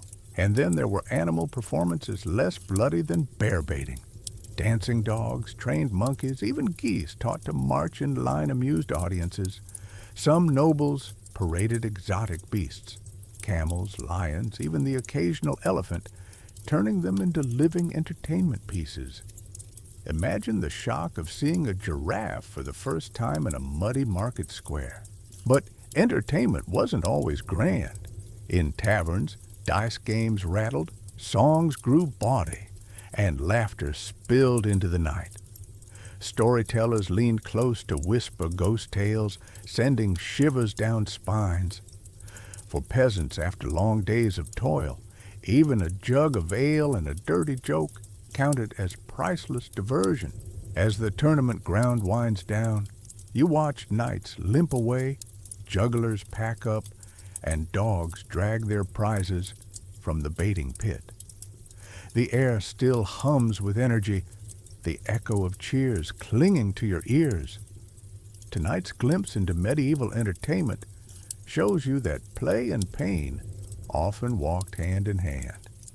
And as you leave, you can't help but think your Netflix queue might be safer, but it could never match the sheer chaos of a medieval fairground.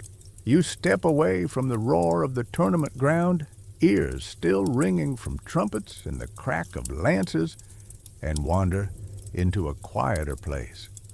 The air is cooler here, thick with incense and damp earth.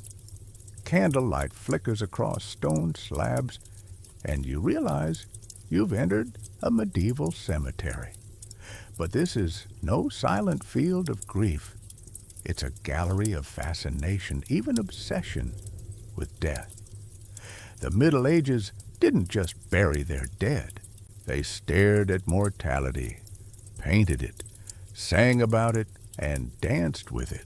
The first thing you notice are the carvings. Gravestones don't only show crosses and saints, they also display skulls, bones, and hourglasses. The message is blunt. Time is running, life is short. Remember, you will die. This is memento mori. Remember, you must die. And it's everywhere. You trace your fingers along a stone skull, its grin chipped but eerily eternal, and feel the medieval reminder pressing on your chest. On church walls, frescoes of the danse macabre stretch across plaster. Skeletons cloaked in rags pull kings and peasants alike into a long, eerie procession. No one escapes, rich or poor, noble or farmer. The bones dance with crowns and hose alike, their bony hands locked in eternal equality. You picture a medieval villager staring at this mural during Mass, half terrified, half resigned, realizing death was the great leveler. Quirky tidbit? Some monasteries staged mock funerals, where monks lay in coffins to meditate on their mortality. Others kept skulls on their desks as spiritual paperweights.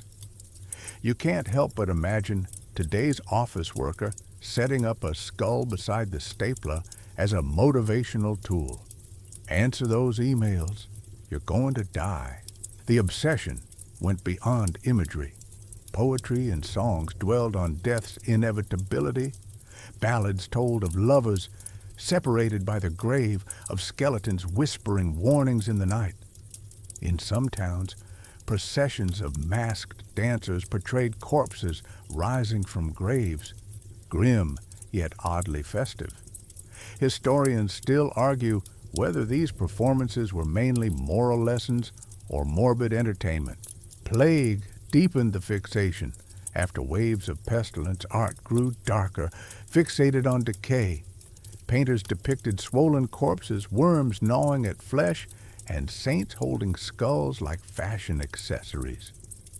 You glance at a manuscript illustration of death riding a pale horse, arrows raining down on crowds, and you can almost hear the scribes muttering, "This'll really grab attention." Burial practices themselves carried oddities. Some cemeteries grew so overcrowded that bones were dug up and stored in charnel houses stacked neatly in patterns. You step into one and see skulls arranged into arches, femurs lined up like books on a shelf. It's eerie, but also strangely artistic. In their eyes, bones weren't only remains, they were reminders. Death inspired rituals, too. Families lit candles for souls trapped in purgatory, hired bell ringers to toll for the dead, and sometimes even paid actors, professional mourners, to wail at gravesides. Funerals were both solemn and performative, another stage for medieval life. Yet, amid the macabre, you sense an odd comfort. Death was terrifying, yes, but it was also universal, woven into art, story, and ritual in ways that made it less lonely. People lived with mortality constantly, wars, famine, plague, and their response was to stare it in the face, sometimes with fear, sometimes with grim humor. Historians still argue whether this obsession reflects deep despair or a uniquely honest way of coping. Was the dance macabre a cry of panic or a shrug of acceptance? You walk past another mural, skeletons twirling with maidens, and the line feels blurred. Maybe it was both. You step back into the night air, leaving behind stacked skulls and painted bones. The silence feels heavier now, but also strangely grounding. Tonight's lesson? The Middle Ages may have seemed morbid, but their fixation on death was also a way of celebrating life. And as you walk on, you realize, compared to a skeleton dragging you into a dance, your phone's gentle calendar reminder doesn't seem so grim. You leave the cemetery's flickering candles and stacked skulls behind, stepping into a quiet workshop filled with gears, pulleys, and odd contraptions that clink and whir in the dim light. Here, the medieval imagination reveals itself not in paintings of skeletons, but in strange inventions, some brilliant, some baffling, all tinged with the eccentric flair of an age both curious and impractical. The first thing you spot is a water clock. Drops fall steadily, filling a bowl that tilts and resets, marking time in rhythmic trickles. Some inventors made them elaborate, with figures that rang bells or moved when the hour struck. Imagine trying to keep track of your workday by listening to little puppets bang pots every 60 minutes. Accurate? Sometimes. Entertaining? Always. Nearby stands a wooden contraption bristling with gears. It's a medieval alarm clock, powered by weights and water, designed to ring bells at set times for monks' prayers. The monks, of course, often ignored it, but the ingenuity is undeniable. Historians still argue whether these clocks were reliable tools or mostly symbolic marvels that impressed visitors more than they kept accurate time. Quirky tidbit? One manuscript describes a fountain that spouted wine during feasts, sometimes even set aflame so the stream blazed as it poured. Picture sipping from a goblet while fire wine arcs overhead, equal parts celebration and near-death experience. Medieval party tricks weren't subtle. Other inventions leaned toward the absurdly ambitious. Drawings survive of perpetual motion machines, wheels designed to spin forever without stopping. None worked, of course, but the dream shows how medieval minds wrestled with energy and motion long before physics had the answers. You picture an inventor proudly unveiling a forever wheel, only for it to sputter out before lunch. Some designs were practical. Watermills and windmills spread widely, grinding grain, sawing wood, even pumping water. Improvements in harnesses made horse labor far more efficient. Spectacles, two magnifying lenses riveted together, emerged, giving aging scholars their sight back. You slip on a pair and marvel that this simple idea still rests on millions of noses today. Other creations were more eccentric. One lord commissioned a mechanical spit for his kitchen, powered by a dog running in a wheel. Yes, a canine hamster wheel designed to keep the roast turning. You wince watching the poor dog trot endlessly and vow never to complain about microwaves again. Inventors also played with weapons. Leonardo da Vinci would later sketch his fantastical tanks, but centuries before, engineers tinkered with giant crossbows, flame-throwing devices, and bizarre siege engines. Some were too impractical to ever use, but the sheer creativity showed how desperately people wanted the edge in war. And then there's the rocket-powered pigeon. Records hint at fireworks strapped to bird-shaped devices, launched skyward for festivals. Whether it flew majestically or just crashed in flames, you'll never know.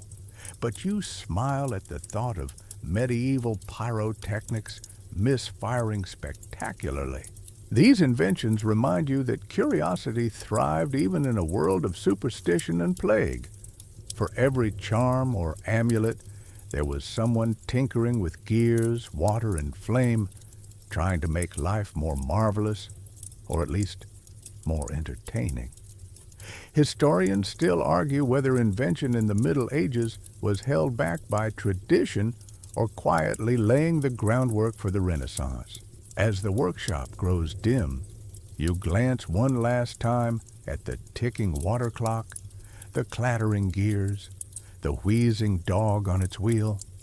Tonight's inventions may not all have worked, but they reveal the restless spark of human imagination. And now, as our journey winds to a close, it's time to soften the pace.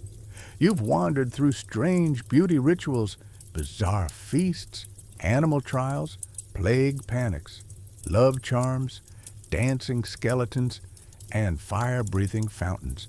The Middle Ages may seem alien, but they were also deeply human, full of fear, hope, and endless curiosity. So let's slow down. The clang of gears fades, replaced by the hush of night. The torchlight dims, leaving only a gentle glow. You breathe deeply, letting the strangeness slip away until all that remains is the steady rhythm of your own heartbeat. Imagine yourself lying back on soft earth, stars pricking the sky above. The noise of festivals, of tournaments, of chanting and laughter drifts farther and farther until it's just you and the night. The air is cool, the ground steady, and even the skeletons of the dance macabre seem to quiet their steps, bowing out gracefully. The Middle Ages were weird, yes, but they remind you that every age has its oddities, its laughter, its longing to make sense of life. And as you close your eyes, let that thought carry you gently toward sleep. Because here, in the calm after so many strange tales, you've made it safely through the night. Sweet dreams. If you are still awake, don't worry. We will still be with you tonight. Let's go to Story 2 together. Strange Medical Remedies of the Middle Ages. Hey guys, tonight we step into a smoky medieval chamber where the smell of herbs, sweat, and candle wax mixes with something faintly metallic.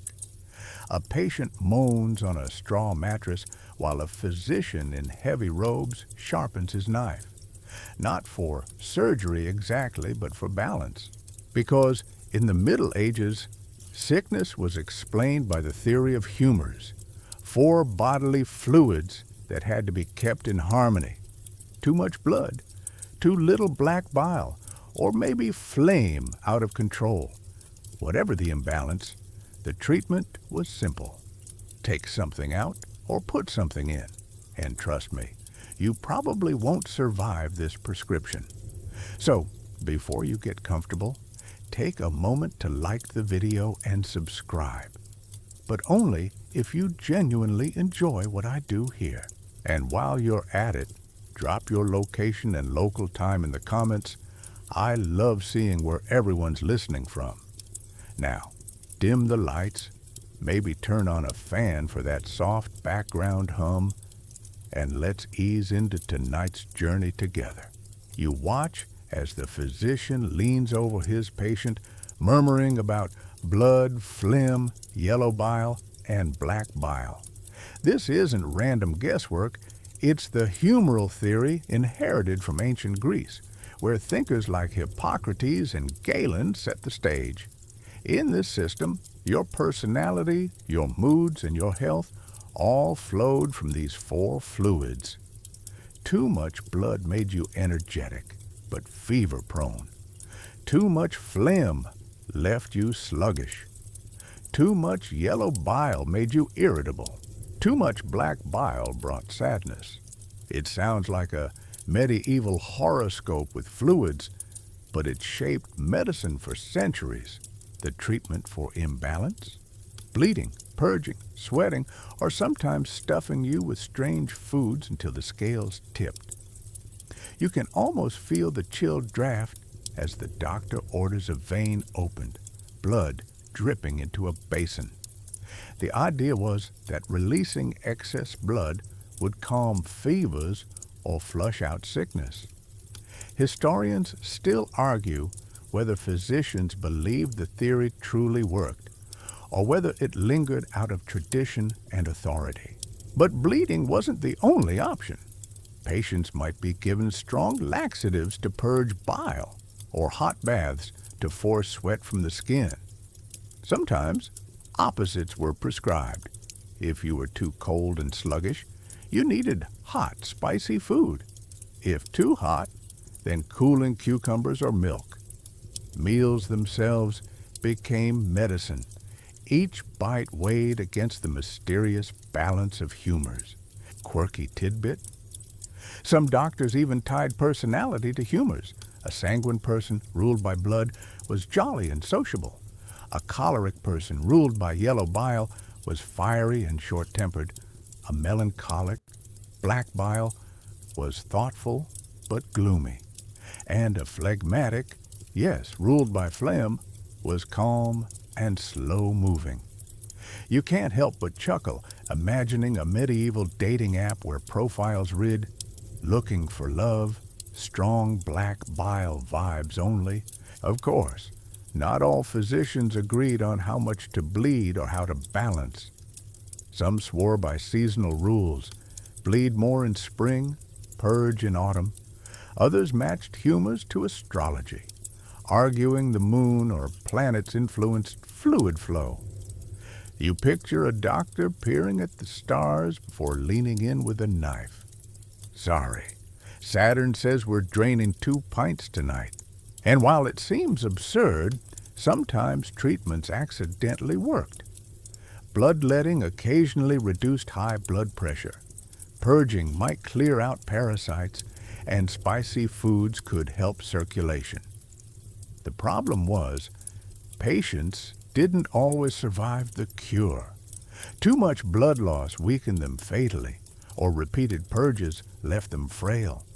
Still, the logic of humors remained unshaken for centuries, patched and tweaked, but never abandoned. You sit quietly as the physician scribbles notes, his quill scratching across parchment.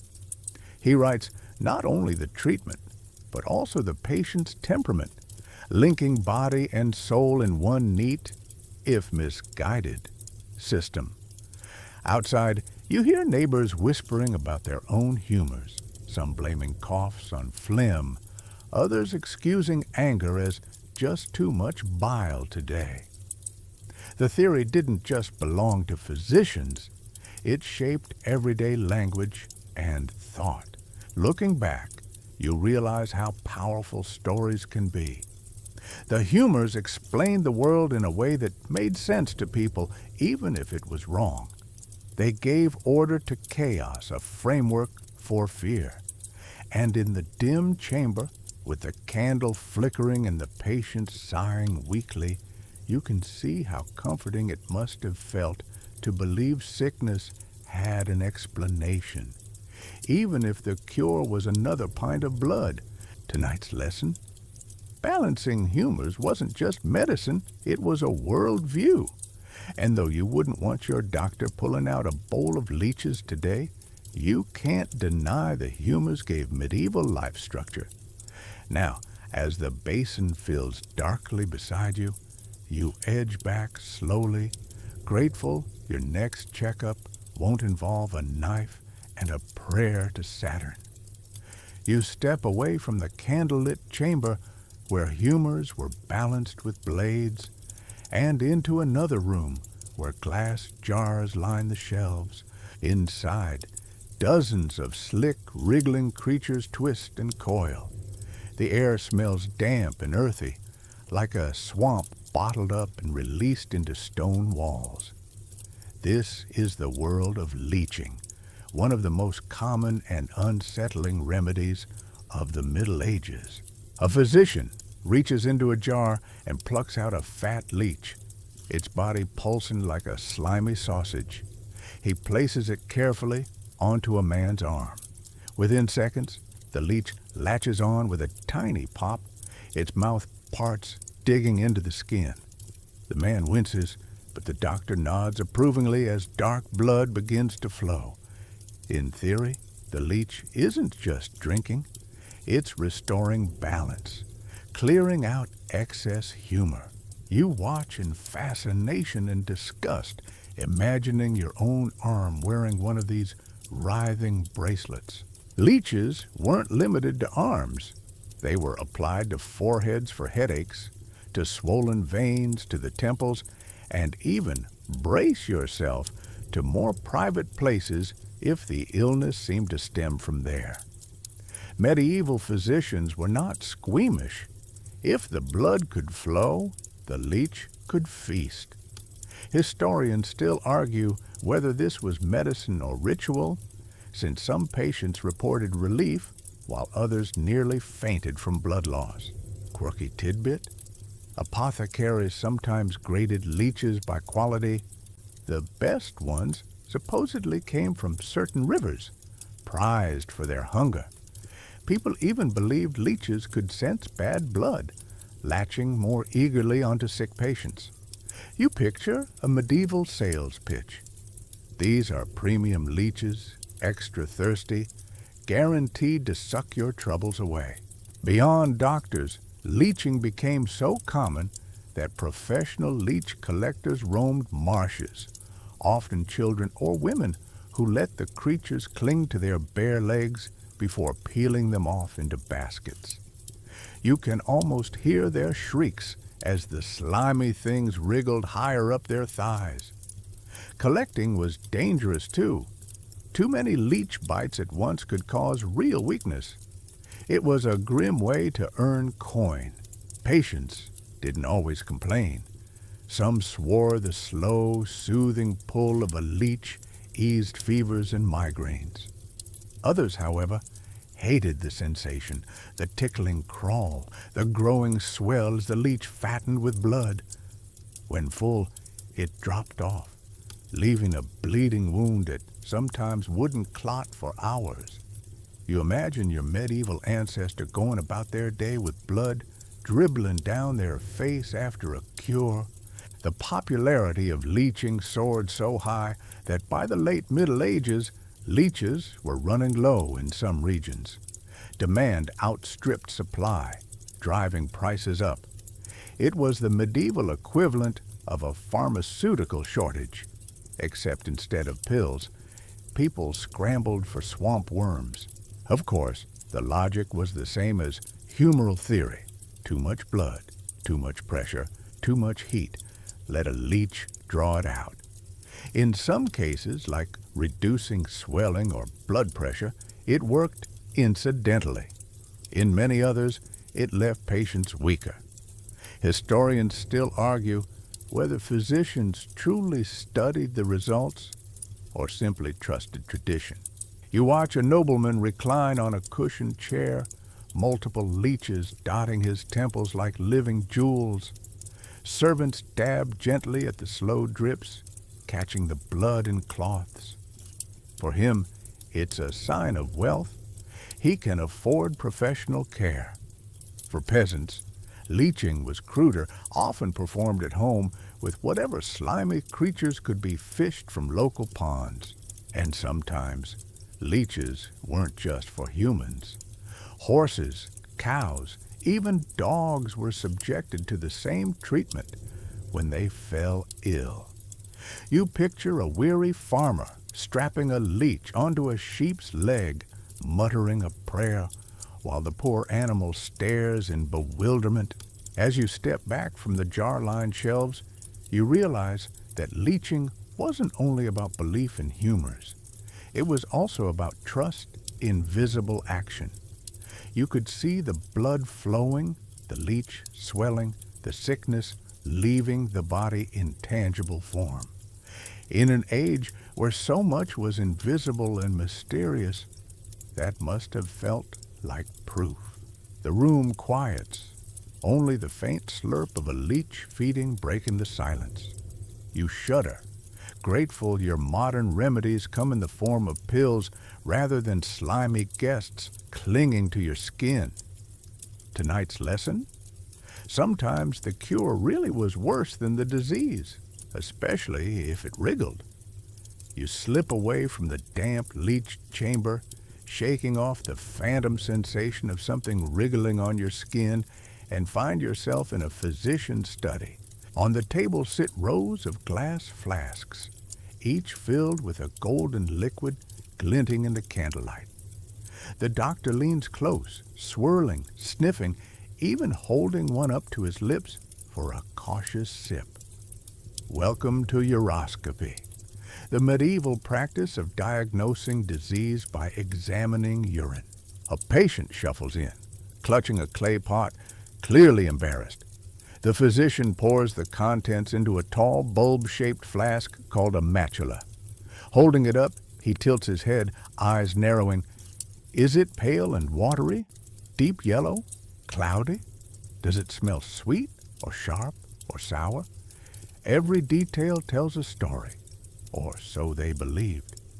You hover nearby, suddenly glad your doctor only asks for blood pressure. Urine was thought to reveal the inner state of the body. Pale urine suggested excess phlegm. Red or dark brown hinted at too much blood or bile. Foamy liquid meant kidney trouble, while thick sediment sinking to the bottom spelled danger. Some manuals even included elaborate urine color charts, ranging from as clear as spring water to as black as ink. Historians still argue whether these charts were serious medical tools or half-symbolic teaching aids. Quirky tidbit? Some physicians actually tasted urine. Yes, tasted. Sweetness could indicate what we now know as diabetes, where excess sugar passes through the kidneys. While effective in its own odd way, you can't help but gag, imagining your medieval doctor smacking his lips thoughtfully before declaring, "Ah, yes, your humors are out of tune." But urine wasn't only diagnostic, it was also diagnostic theater. A patient could see the doctor working, swirling the liquid, pronouncing judgments with gravitas. It was impressive, even if the actual science was shaky. People wanted to believe their inner mysteries were revealed by this golden glass. The practice was widespread. In universities, physicians were trained in uroscopy as a cornerstone of medicine. Manuscripts depict doctors holding up machalas like prized jewels, sometimes consulting astrology alongside the urine's appearance. Was Mars stirring fevers? Was Saturn darkening the liquid? You imagine a physician squinting at both flask and stars as if the universe itself were hiding in that little golden pool. Patients, too, carried their own flasks to doctors, often traveling miles with pots of carefully guarded liquid. For the poor, uroscopy was sometimes the only diagnosis they could afford. Some physicians even diagnosed without seeing the patient at all, working solely from the urine sample. You shake your head, picturing a medieval mail-order clinic. Send us your pot, get your results in 3 to 5 business days. Despite the oddness, urine analysis wasn't entirely misguided. Modern medicine does rely on urine tests for sugar, protein, infection markers, and more. The difference, of course, is that we don't swirl it under candlelight or sniff it like fine wine. Historians still argue whether medieval doctors stumbled onto genuine insights by accident or if any successes were more coincidence than discovery. In households, urine held other uses. Some people believed sprinkling it around the home kept away evil spirits. Others mixed it into remedies, convinced it had healing power. Tanners used it in leatherwork, laundresses in cleaning. Urine was both ordinary waste and strangely valuable resource. You wrinkle your nose, grateful for modern detergents. The physician sets the flask down, jotting notes in a ledger. The patient watches anxiously, waiting for the verdict. Too much bile, the doctor declares solemnly, prescribing a purge and a strict diet. Whether it's accurate or not, the patient feels reassured. Diagnosis in the Middle Ages was as much about confidence as correctness. You slip back into the cool night air, leaving behind shelves of golden flasks. Tonight's lesson? Medieval doctors saw mysteries in the most ordinary fluids, building entire systems of meaning from a single pot. And as strange as it sounds, you can't help but admit, next to a leech crawling across your forehead, a urine test doesn't seem so bad. You leave the physician's study, still wrinkling your nose at the thought of a doctor swirling and sipping urine like a sommelier, and step into a courtyard under a velvet night sky. A cluster of physicians stand together, not with jars or scalpels, but with charts of the heavens. They lift their eyes to the stars, quills scratching across parchment. Tonight's treatment plan doesn't begin with herbs or blades. It begins with astrology. In the medieval mind, the cosmos and the body were bound together. The same forces that moved the planets tugged at your blood and bones. If Mars burned too hot in your chart, fever might strike. If Saturn brooded in the wrong house, melancholy would deepen. So doctors consulted the skies before treating you, convinced that no remedy could succeed if the stars were against it. You glance up at Orion and wonder what he'd say about your sore throat. One physician traces a circle in chalk, marking the zodiac. He points to Libra and nods gravely. Bloodletting is safe today, but not tomorrow, when the moon shifts into Scorpio. Another declares certain herbs must only be picked under a waxing moon. You smirk, imagining a medieval farmer refusing to pluck garlic because Venus hasn't aligned properly. Historians still argue whether astrology was genuinely seen as science or simply symbolic guidance. To medieval scholars, though, it wasn't superstition, it was cosmology, inherited from Arabic and Greek traditions, woven into the fabric of medicine itself. Universities even taught astrology as part of medical training. Quirky tidbit: some physicians carried zodiac man charts, illustrations of a human body covered with astrological signs. Aries ruled the head, Taurus the neck, Gemini the arms, and so on down to Pisces at the feet. If you had a headache while the moon was in Aries, bloodletting from your head was strictly forbidden. You can't help but laugh. Imagine rescheduling your dentist because Mercury is in retrograde. Patients, too, believed deeply in the stars. Farmers planned plowing, mothers timed births, and travelers delayed journeys based on planetary movements. Illness felt less random when mapped to a cosmic order.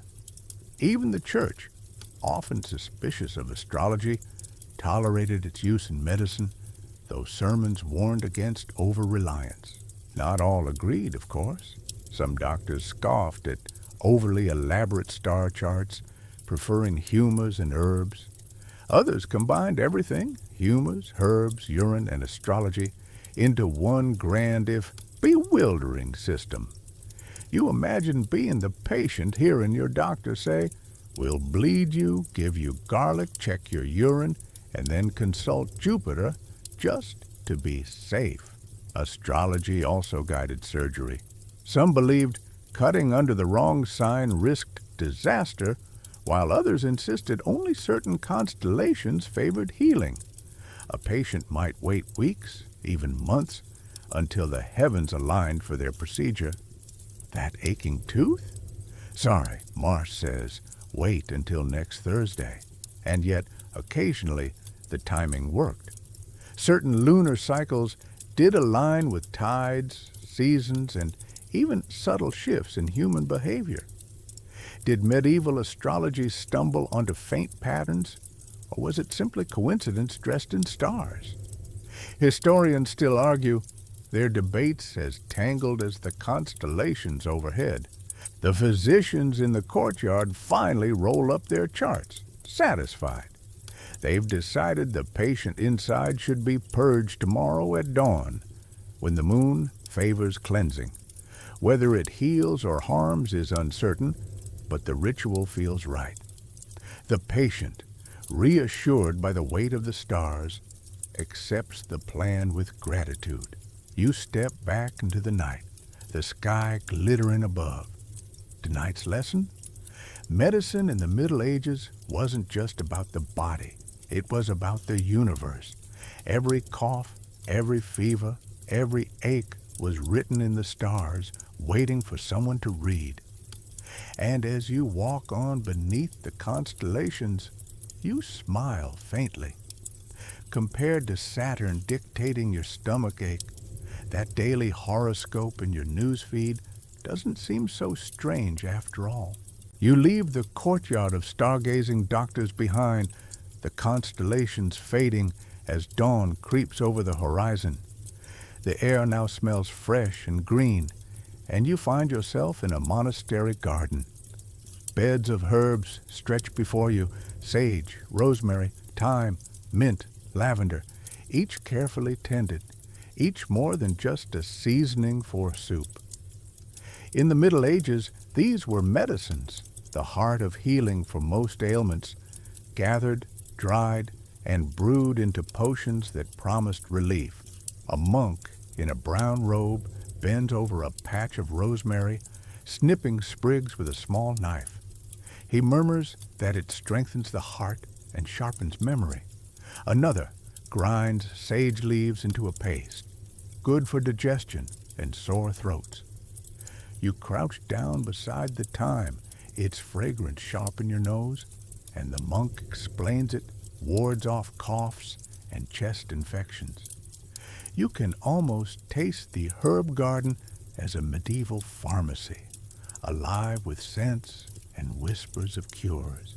Herbal medicine wasn't just a side note. It was the mainstay of care. Physicians and wise women alike turned to plants, guided by tradition, observation, and something called the doctrine of signatures. This idea suggested that a plant's appearance revealed its use. Yellow flowers treated jaundice, red herbs helped blood, walnuts shaped like brains, were thought to cure head ailments. Historians still argue whether this doctrine was metaphor, symbolism, or a sincere attempt at scientific reasoning. Quirky tidbit?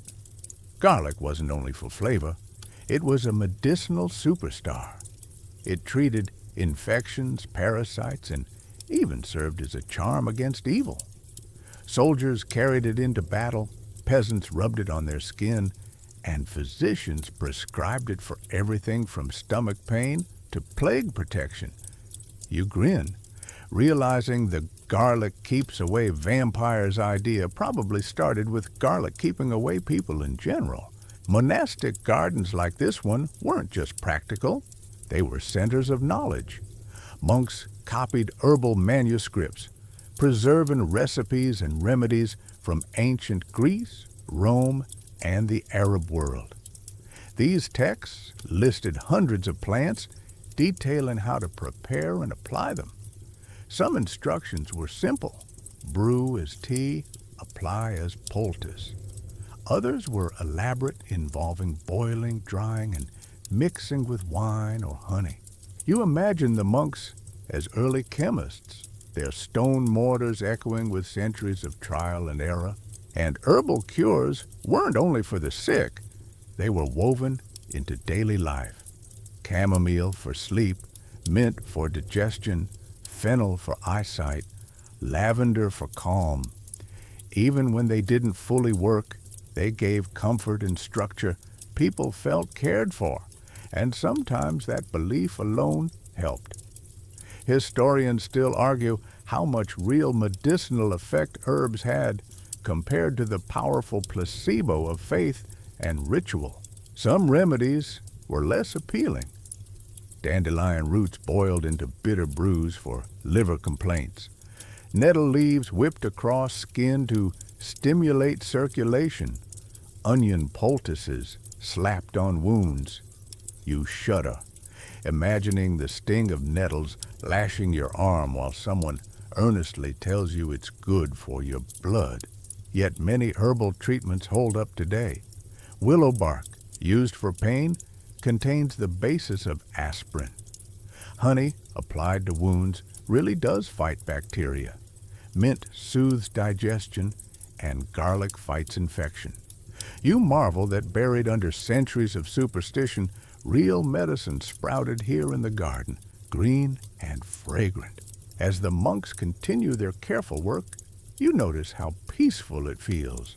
Birds sing, bees drift lazily between blossoms, and the clink of tools against stone sounds steady, reassuring.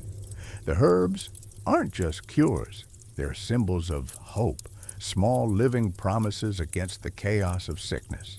You take a deep breath, the rosemary sharp, the lavender sweet, the garlic pungent enough to sting your eyes. Tonight's lesson? In a world of bloodletting and leeches, the herb garden offered a gentler touch, a reminder that nature itself could heal.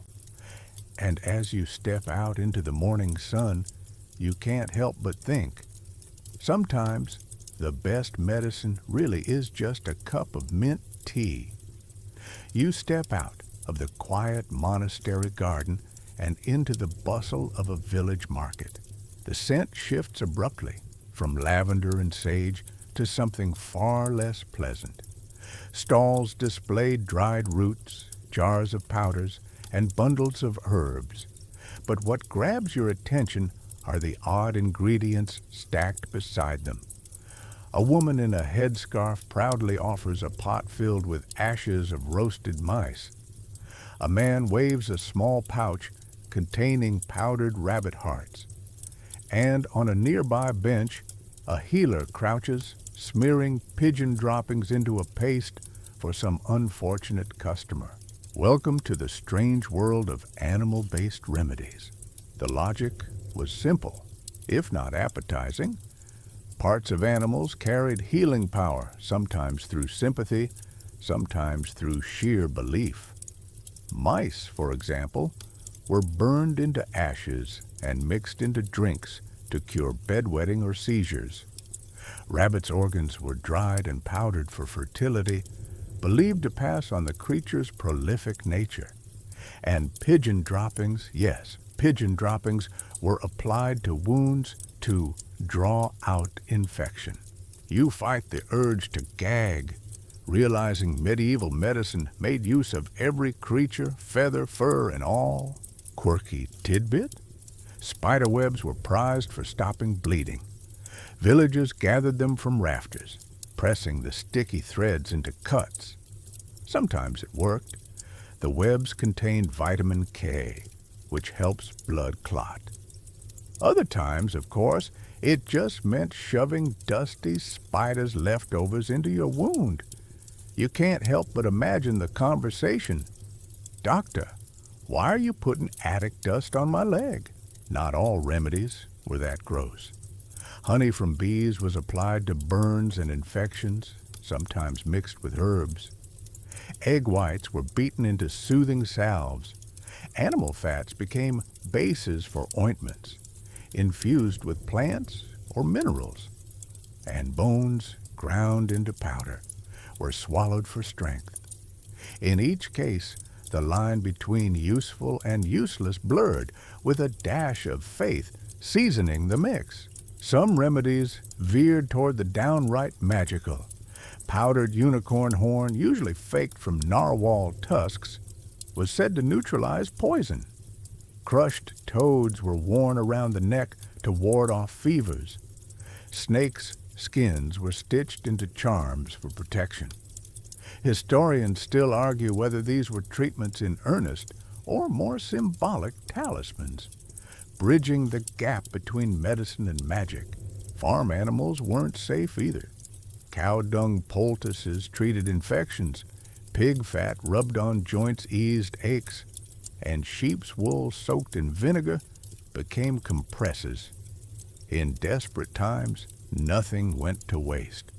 You picture a poor farmer slathering his sore knee with barnyard paste, muttering a prayer, hoping for a miracle. Sometimes these remedies worked for reasons no one understood. Honey really did fight bacteria. Animal fat softened skin and kept wounds moist, preventing them from drying out too quickly. Even spiderwebs, strange as they sound, had their benefits. Other times, though, remedies probably made things worse, spreading infection instead of curing it. Doctors and lay healers alike kept collections of recipes handed down through families or copied into manuscripts. A page might list, "For fever, take the ashes of a sparrow, mix with ale, and drink at dawn." Another might advise smearing dog saliva on wounds, since dogs were seen licking their injuries to heal. You raise your eyebrows, imagining a medieval physician recommending you borrow the neighbor's mutt for therapy. Of course, these treatments weren't only medical, they were symbolic acts. Swallowing the heart of a rabbit wasn't just about fertility. It was about absorbing the animal's vitality. Sprinkling pigeon droppings wasn't simply messy. It was an attempt to harness natural forces to wrestle sickness with whatever the world offered. You watch the healer finish smearing pigeon paste on a boy's swollen leg. The mother thanks him, her eyes shining with hope. Whether or not it works, the act itself has meaning. It shows care, attention, and belief in a cure. And in a world where sickness felt like chaos, that mattered deeply. As you leave the market, the smell of ash, dung, and honey clings faintly to your clothes. Tonight's lesson? Medieval people used the whole animal, fur, feather, bone, and droppings, in the name of healing. And while some cures were effective, others were more like barnyard experiments. You can't help but smile, though, at the reminder. In desperate times, even a spider web can feel like hope. You step away from the market stalls, brushing imaginary pigeon paste off your sleeves, and find yourself in a dim apothecary's workshop. The air is thick with metallic tangs and the faint sting of sulfur. Shelves hold jars of glittering powders, silver, lead, mercury, antimony, alongside pestles, scales, and crucibles stained black with fire. Tonight, you've entered the stranger world of minerals and metals as medicine. The apothecary lifts a spoonful of bright red powder, cinnabar, rich in mercury. He sprinkles it carefully into a potion, promising it will strengthen the heart and clear away melancholy. The irony, of course, is that mercury is poisonous, slowly gnawing at nerves and organs. But in the Middle Ages, its shimmer carried the allure of power. If it looked magical, surely it healed. Historians still argue whether physicians truly believed in the curative powers of these minerals, or if they simply trusted tradition despite the dangers. Lead had its place too. Lead-based plasters were spread on skin to draw out infection. Ground into powder, it was mixed into ointments.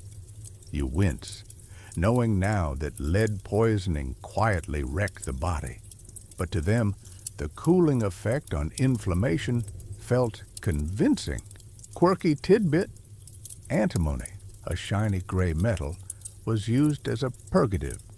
Swallowing it often triggered violent vomiting, which doctors interpreted as proof the bad humors were leaving. Some patients even used reusable antimony pills, swallowing the lump of metal, recovering it after it passed through, cleaning it, and swallowing again. You can't help but laugh grimly at the thought of a family heirloom being a shared bathroom pill. Sulfur was another favorite, its sharp smell marking it as both purifier and protector. Burned in homes, it was believed to cleanse the air of disease. Sprinkled into ointments, it fought skin problems. The acrid smoke made eyes water and throats burn, but the logic was simple. If it stings this much, it must be working. Gold, too, had a place in healing. Gold leaf was pressed into drinks or powders thought to restore vitality and even extend life. Nobles especially prized golden remedies, convinced the metal of kings carried divine health. Of course, most of the effect was in the wallet. Gold medicine was expensive, a cure that shouted prestige as loudly as it soothed. In manuscripts, recipes combined herbs and metals. A potion might call for wine boiled with rosemary and filings of iron, meant to strengthen blood. Another listed crushed pearls for fevers, amber dust for digestion, and powdered emeralds for poison. You raise your eyebrows. Imagine coughing up pearls only to be told it's for your stomach ache. Some remedies worked in ways no one could explain. Iron supplements did help anemia, though medieval doctors didn't know why. Charcoal, used to absorb toxins, sometimes saved lives. Even sulfur's antibacterial qualities had real benefits. The problem lay in dosage and blind faith. Too much mercury or lead quickly turned cure into killer. Astrology even blended here. Certain metals were linked to planets, gold to the sun, silver to the moon, iron to Mars. Treatments often carried cosmic weight, as though swallowing silver aligned your body with lunar forces. You picture a doctor solemnly handing you a powder while muttering about Saturn, and you try not to roll your eyes. Yet, behind the oddness, you sense ambition. Medieval healers wanted more than herbs and prayers. They wanted to harness the very bones of the earth. Minerals were mysterious, potent, glittering with promise. And even when they harmed, they symbolized mankind's restless drive to find meaning in the natural world. The apothecary sets aside his spoon, sealing the red powder in a vial. His customer pays dearly, clutching it like treasure, Whether it heals or poisons, only time will tell. You step back into the cool night, the metallic tang still in your nose. Tonight's lesson? The Middle Ages sought healing not only in gardens and barns, but in rocks and fire, grinding the earth itself into medicine. And while your modern vitamins are safer, you can't help but wonder, somewhere deep down, are we still chasing health in shiny bottles? You walk away from the apothecary's smoky workshop, grateful you didn't have to swallow a recycled antimony pill and follow the sound of chanting voices. Ahead, a crowd gathers around a glowing church, its tall doors open to the night. The smell of wax, incense, and sweat hangs in the air.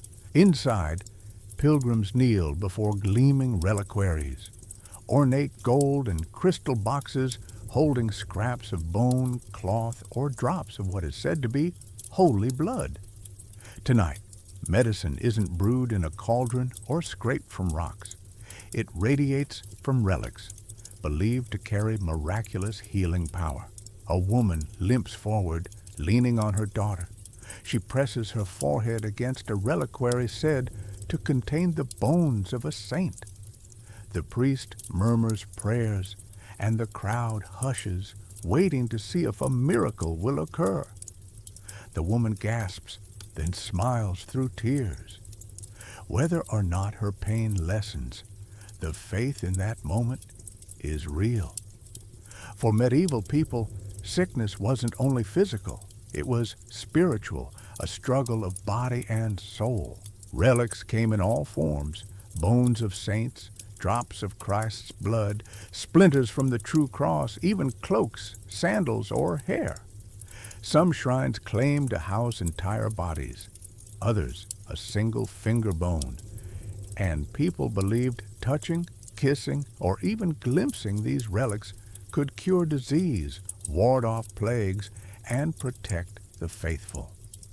Historians still argue whether most people truly expected miraculous cures or if relics were more about comfort and community. Quirky tidbit?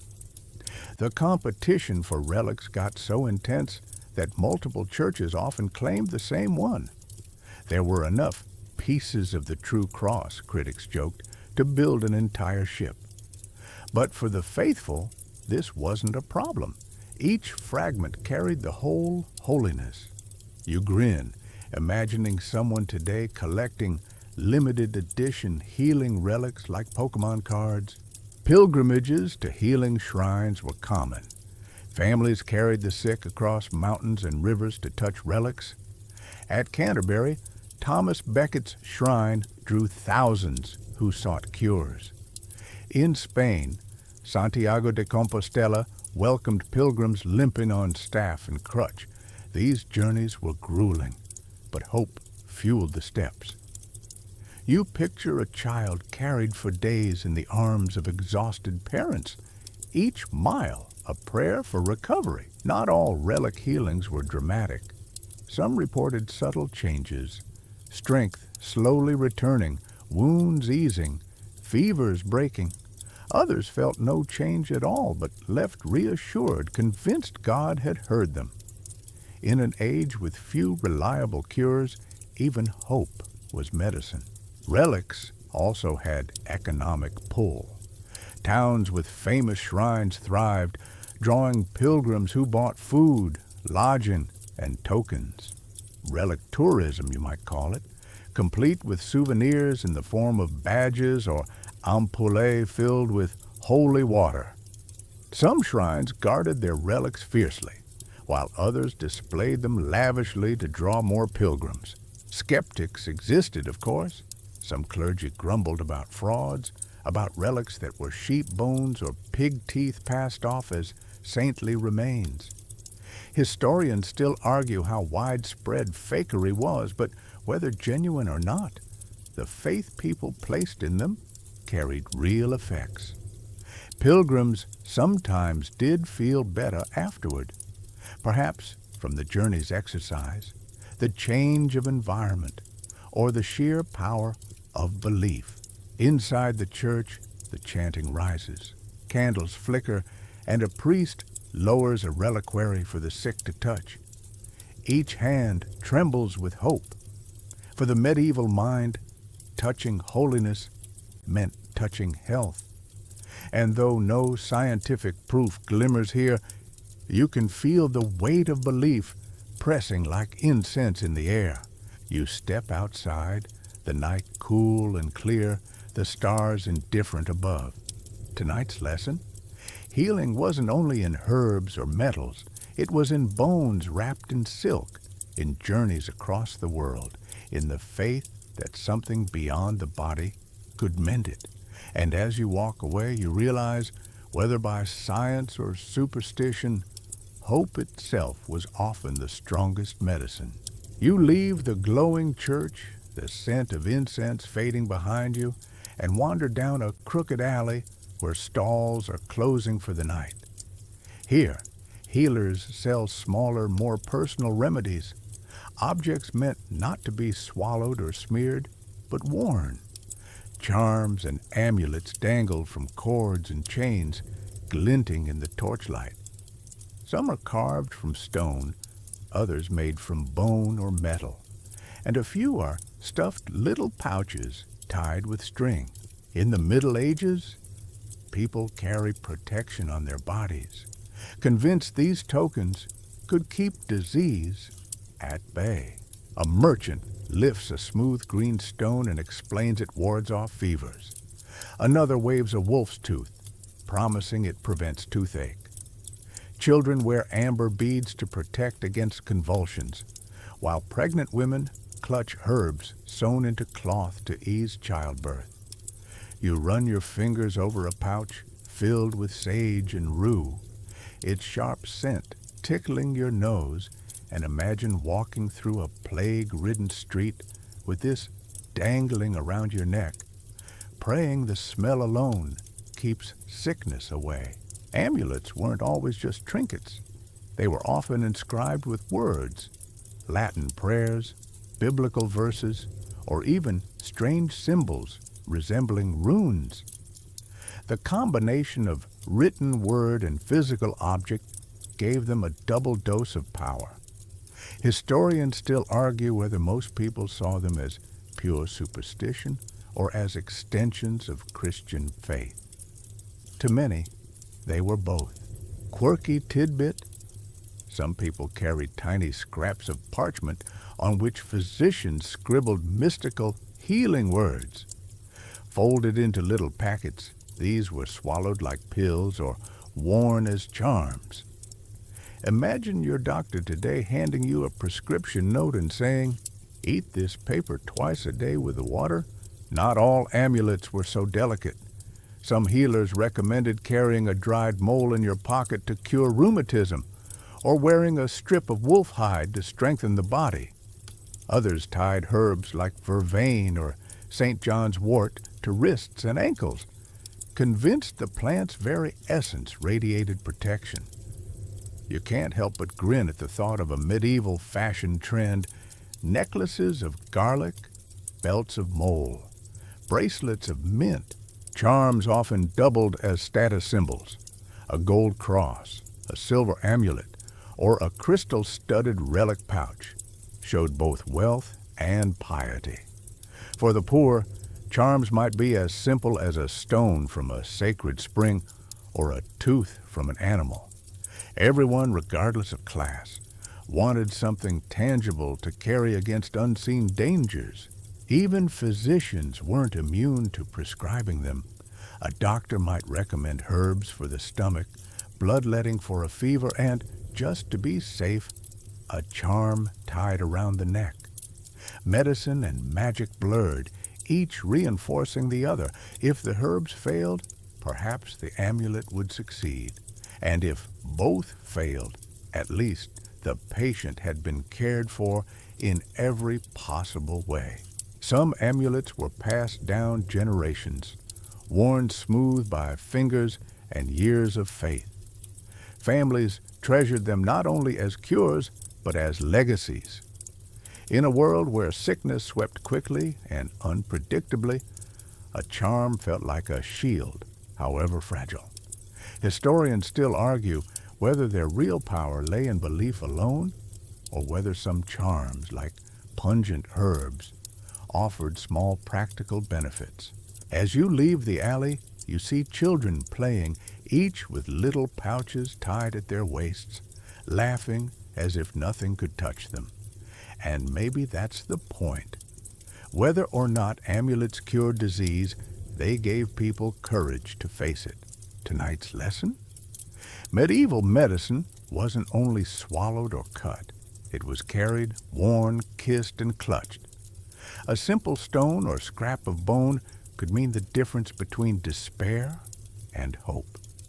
And as you walk on, you glance at your own empty hands, wondering what small token you'd have chosen to guard against the unseen. You walk away from the charm-strewn alley, the clink of amulets fading, and follow the sound of voices rising in harmony. Soon you find yourself standing at the door of a modest hall, where candlelight flickers and shadows sway with the rhythm of song. Inside, a group of monks chant psalms over a man lying weak on a wooden bench. This isn't a hospital ward. It's a soundscape of medicine, where prayer and music blend into healing. In the Middle Ages, illness wasn't only an imbalance of humors or a curse from the stars. It was also seen as a spiritual wound. The soul and body were bound tightly, and treating one without the other seemed incomplete. That's why music and prayer became remedies, woven into the rhythm of medieval life. A hymn might soothe fevers, a psalm might chase away madness, and the steady drone of a chant might bring sleep to the restless. The monks' voices rise and fall, low and steady, filling the hall with vibrations that seem to sink into your bones. The sick man breathes easier, his face softening. Whether it's faith, comfort, or the calming effect of repetition, something about the moment feels healing. Historians still argue whether such practices were viewed as genuine medical treatment or simply spiritual support.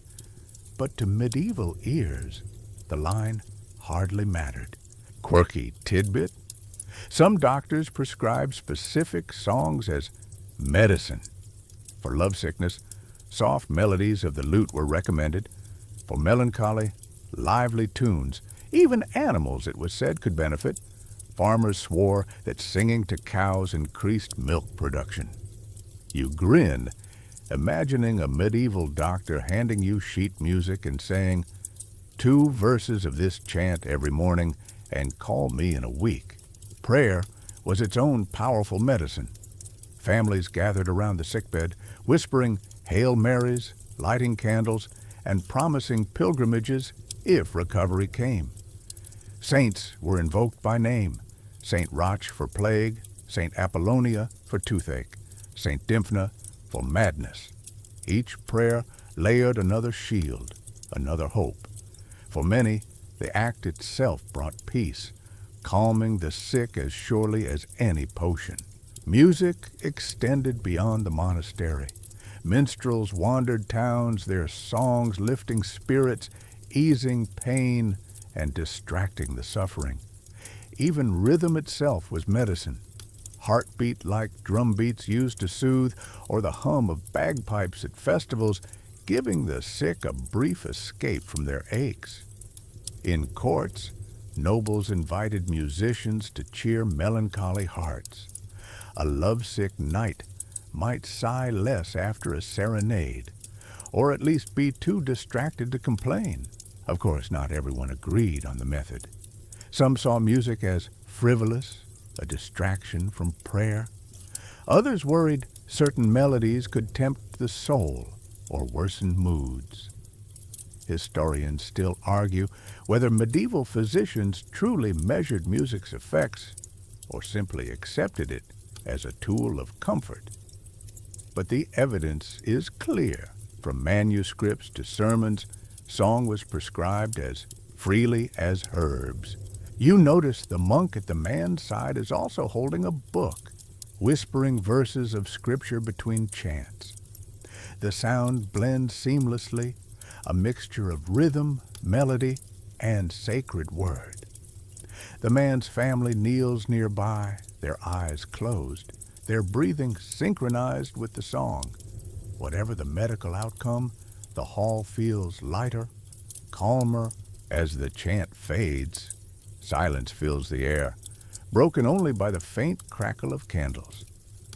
You realize you've been breathing slower yourself, lulled by the rhythm. Tonight's lesson.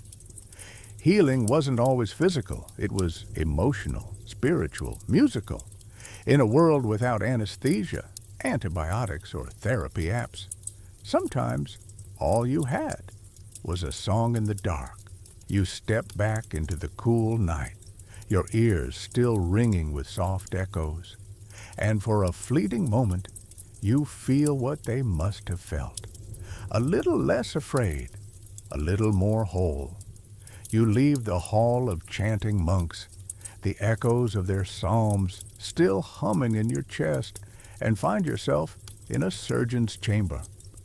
The air here is far less serene. A sharp tang of wine and iron fills your nose, mingled with the musk of sweat and straw. On the table before you lies a man with a deep gash across his leg, grimacing as a barber surgeon prepares his tools.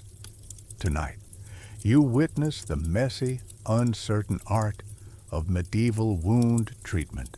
The surgeon begins by pouring wine directly into the wound.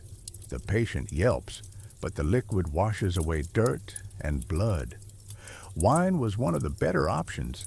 It had mild antiseptic qualities, though no one knew why. Other healers preferred honey, spread thick across wounds to soothe and seal. Honey also had antibacterial effects, and in some cases, it genuinely helped. You nod, impressed, until you remember the other treatments that weren't so wise. Because not all remedies were so clean. Some healers rubbed dung into wounds, believing it drew out infection. Cow dung, horse dung, even human dung found their way into poultices. You shudder, imagining the grit and stench pressed into an open cut. Unsurprisingly, many of those wounds festered, and patients grew sicker. Historians still argue whether these dung remedies were symbolic, practical, or simply desperate acts when nothing else seemed to work. Quirky tidbit: some recipes called for mixing moss from church walls into salves thought to carry holy power. Others suggested spider webs to bind wounds, much like we heard earlier. In the strange logic of medieval healing, the natural, the sacred, and the unsanitary often mingled together in one messy poultice. The surgeon here, at least, seems more cautious. After washing with wine, he sprinkles ground herbs, sage, rosemary, and yarrow, onto the wound. Yarrow especially was famed for stopping bleeding, nicknamed soldier's herb. Soldiers carried it into battlefields, stuffing handfuls into cuts. The patient exhales, as if the sharp sting is fading, but closing the wound is another matter. Some surgeons stitched with crude needles and coarse thread. Others pressed hot irons to cauterize, searing flesh shut with a hiss. You wince, smelling the acrid smoke of burning skin, imagining the patient biting down on wood or leather to stifle a scream. Pain relief was scarce. Perhaps a draught of strong ale, a bite of opium, or simply a prayer whispered through clenched teeth. Even when wounds healed, scars told stories. A stitched gash across the face, a burn mark on the arm, a twisted limb from infection left untreated. Each scar was both survival and memory. In medieval times, Scars could even be badges of honor, proof of endurance in battle or of God's mercy in sparing a life. But not all wounds were heroic. Everyday accidents, farm cuts, kitchen burns, infections from childbirth were just as deadly. Without modern antiseptics, even a small scratch could spiral into fever and death. That's why healers tried every method, no matter how odd, to close and cleanse. You watch as the surgeon binds the patient's leg with linen strips soaked in wine. The man groans, but his color steadies. Around you, jars of salves glisten in the candlelight, some honey-based, some herbal, a few thick with animal fat. Each carries a story, a hope, a gamble. Historians still argue whether medieval surgeons were reckless butchers or surprisingly skilled for their time. Records show both. Some patients died quickly under their knives. Others survived wounds that should have been fatal. The truth lies somewhere in between, stitched together with luck, herbs, and faith. The patient on the table exhales shakily, his wound now wrapped, his ordeal only partly over. The surgeon wipes his tools, already preparing for the next case. You slip quietly out, the smell of wine and blood clinging to you.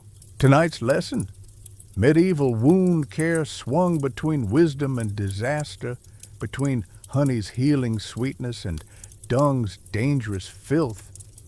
And though you wouldn't want your doctor reaching for cow patties today, you can't deny it was all part of the long, messy path toward medicine as we know it. You step out of the surgeon's chamber, the sting of wine and scorched flesh still heavy in your nose, and wander toward a quieter corner of the town. There, you hear the groans of men and women holding their jaws, their faces twisted with agony. Toothaches, those relentless pounding pains, were as feared in the Middle Ages as the plague itself. Without dentistry as you know it, remedies ranged from the mildly sensible to the utterly bizarre. Tonight, you step into the strange world of medieval toothache cures. A man sits on a stool, his cheeks swollen like a ripe plum. A healer approaches with a small clove, presses it between the man's teeth, and tells him to bite down. Cloves, with their natural numbing oils, actually offered relief, however brief. Garlic, too, was mashed and rubbed on gums. You nod, relieved to see at least some practical attempts here. But then come the stranger cures. One patient is told to kiss a donkey's muzzle, the warm breath supposedly soothing the pain. Another grips a human skull fragment, believing the spirit of the dead could ease the throbbing. You blink, try not to laugh, picturing medieval villagers forming lines to smooch donkeys at dawn. Historians still argue whether such acts were meant literally or as symbolic rituals of distraction. Quirky tidbit? Some believed worms lived inside aching teeth, gnawing from within. This idea was so common that remedies often claimed to drive the worms out. Smoke from burning herbs was funneled into the mouth, while sharp instruments scraped at gums, all in hopes of evicting imaginary tenants. You wince, feeling phantom twinges in your own molars just thinking about it. If herbs and rituals failed, more brutal methods followed. Barbers, yes, the same men who cut hair, were often called to pull teeth. With iron pliers they yanked them out, sometimes snapping the tooth, sometimes breaking the jaw. Pain relief was minimal, maybe a gulp of ale or a bite of wood. The scream of a patient echoed down the street, a grim reminder to others not to wait too long. Some towns even had tooth drawers who specialized in the craft, setting up booths at fairs. They displayed gleaming pliers and pulled teeth in public, sometimes to music, turning agony into spectacle. Crowds cheered when a rotten molar was held aloft, though the patient often staggered away pale and bleeding. You can almost hear the medieval carnival barker shouting, "Step right up, get your toothache cured today." Amulets joined the battle too, a wolf's tooth worn around the neck, a charm inscribed with prayers, or even a string of beads rubbed across the gums. Faith blended with folk magic, giving sufferers at least the comfort of trying everything. And still, toothache lingered. Infected teeth swelled, abscesses spread, and sometimes the pain ended only in death. Yet for all the strangeness, some remedies, cloves, garlic, honey, did help in small ways. Modern medicine later confirmed what desperate villagers already knew. Even tiny comforts matter when the pain is unbearable. You watch as the man who kissed the donkey smiles weakly, his pain perhaps dulled by laughter, if not by cure. Another patient clutches his amulet tighter, whispering a prayer between groans.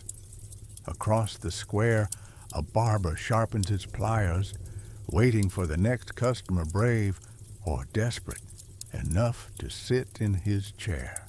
As you step away, the echoes of groans and the metallic scrape of tools follow you. Tonight's lesson? Medieval toothache remedies remind you that humans will try anything. Herbs, charms, donkey kisses, when faced with relentless pain. And as you run your tongue over your own teeth, you whisper a silent thanks to the modern toothbrush, floss, and dentist's drill, unlovely though they are. You leave behind the barber's square, your jaw aching in sympathy for all those donkey kisses and tooth-pulling victims, and find yourself stepping into the dim ward of a leprosarium. The air is heavy with the smell of herbs, wax, and faint decay. Here lie men and women with skin marked by sores, their hands and feet twisted by disease. In the Middle Ages, leprosy was one of the most dreaded conditions, and its treatments were as strange as they were desperate. A physician leans over a patient, sprinkling dried snakeskin into a cup of wine. He insists it will cleanse the body, driving out corruption. Another mixes ointments of frankincense, mercury, and lard, smearing them across raw skin. You watch the patient flinch, the mixture burning as much as it soothes. To medieval healers, leprosy was both physical and moral, a punishment from God, a visible mark of sin. Historians still argue whether treatment was ever truly expected to cure, or if it was more about comforting the afflicted in their exile. Quirky tidbit? Some remedies involved bathing in the blood of animals, especially pigs or lambs, under the belief that fresh life could transfer into the sick body. You wince at the thought, imagining the poor soul soaking in warm blood while attendants mutter prayers. Others prescribed eating certain animals entirely, hedgehog roasted in ashes or lion fat if you could afford such exotic fare. Beyond medicine, ritual dominated care. Leprosy patients sometimes endured a living funeral where they lay in a grave as a priest read prayers over them, declaring them spiritually dead to society. From then on, they lived apart in leper houses, ringing bells to announce their presence. Treatments, when offered, were often symbolic. Herbs for cleansing, relics for blessing, pilgrimages for penance, and yet leper hospitals did provide food, shelter, and community. Patients tended gardens, prayed together, and received basic care. Some survived for decades, far longer than the disease's reputation suggested. Modern historians note that not all who lived in leprous area had true leprosy. Many likely suffered from skin conditions like psoriasis or lupus, which were mistaken for the disease. You picture a patient being led to a holy spring, washing in cold water said to heal sores. Others traveled long distances to shrines, hoping a saint's touch might bring restoration. When cures failed, as they often did, people clung to hope itself, the greatest remedy available. The ward around you is hushed, broken only by the low murmur of prayers. One man holds a crucifix tightly, another clutches a pouch of herbs. The treatments are harsh, the stigma cruel, but still there is a stubborn pulse of life here.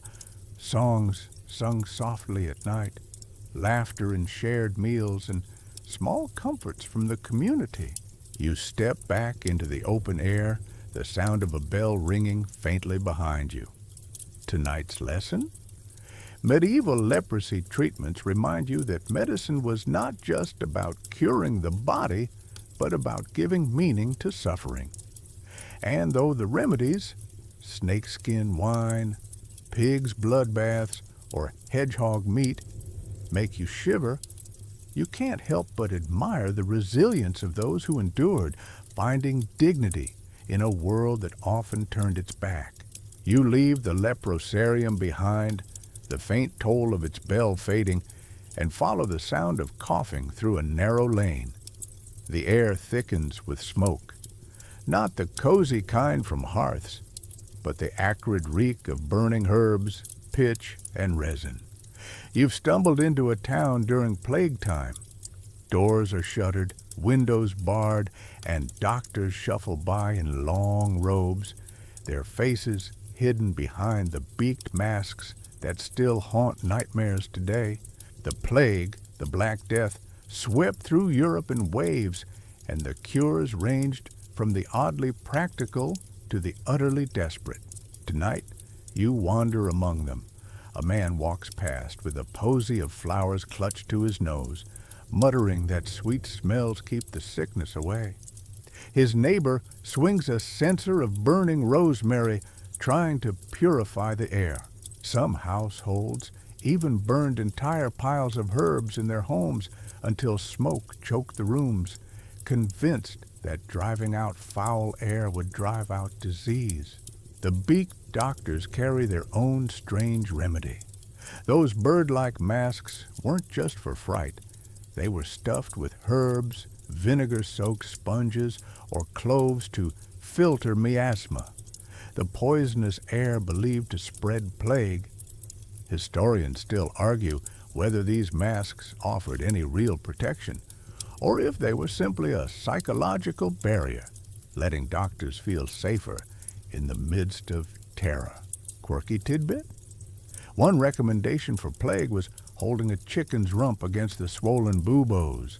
Yes, live chicken, feathers and all. The idea was that the bird would draw out the poison. Some manuals even advised swapping chickens once they died, as though they'd sacrifice themselves by absorbing sickness.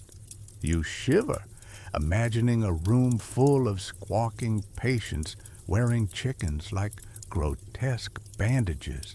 Other cures were far grimmer. People resorted to bloodletting, hoping to drain out the corrupted humor. Others covered themselves in concoctions of vinegar, onions, or even mercury ointments. Some swore by drinking crushed emeralds in wine, though only the wealthy could afford such extravagant desperation. And then came the flagellants. You hear their chanting in the distance, men in white robes marching through streets, whipping themselves bloody in hopes of appeasing God. Crowds gathered to watch, some joining in, convinced that personal suffering could heal a diseased world. You can't help but wince, thinking how desperate one must be to believe salvation lies at the end of a whip. Meanwhile, practical measures sometimes crept in.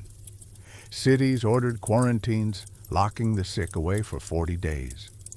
Ships lingered outside harbors before docking, a practice that gave birth to the very word quarantine. Vinegar washes, though crude, sometimes reduced contagion, but in an age without microscopes, cause and cure remained mysteries. Inside homes, families clung to relics and prayers. Candles burned before saints. Pilgrimages were promised, and charms hung on doorways. In desperation, people turned to every remedy, medical, magical, and spiritual, all at once. You picture a household reeking of garlic, filled with choking smoke, with chickens flapping wildly while family members whisper prayers. Some remedies, oddly enough, had side effects that may have helped. Vinegar washes had mild disinfecting properties. Burning herbs could deter fleas, the true plague carriers. Even quarantine, born of fear, saved lives.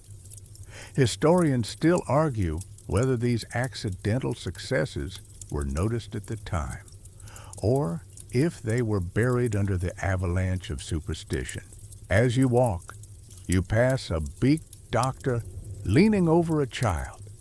He adjusts his mask, mutters a prayer, and presses a clove-stuffed sponge to the boy's lips. Whether it helps or not, the gesture alone comforts the family. And maybe that was as much the point as any cure. You slip into the dark alleyways, smoke stinging your eyes, the distant cries of the flagellants echoing. Tonight's lesson: plague remedies reveal both the horror and the ingenuity of the Middle Ages, some misguided, some half-accidentally helpful, all born of desperation. And as the smoke clears in your imagination, you realize, in the face of fear, humans will try anything, even a chicken poultice. You stumble out of the smoke-filled alleys, the cries of flagellants fading behind you, and find yourself drawn toward a quieter lane. Here the houses are simple, the windows dark, and a faint smell of dried herbs drifts from one doorway.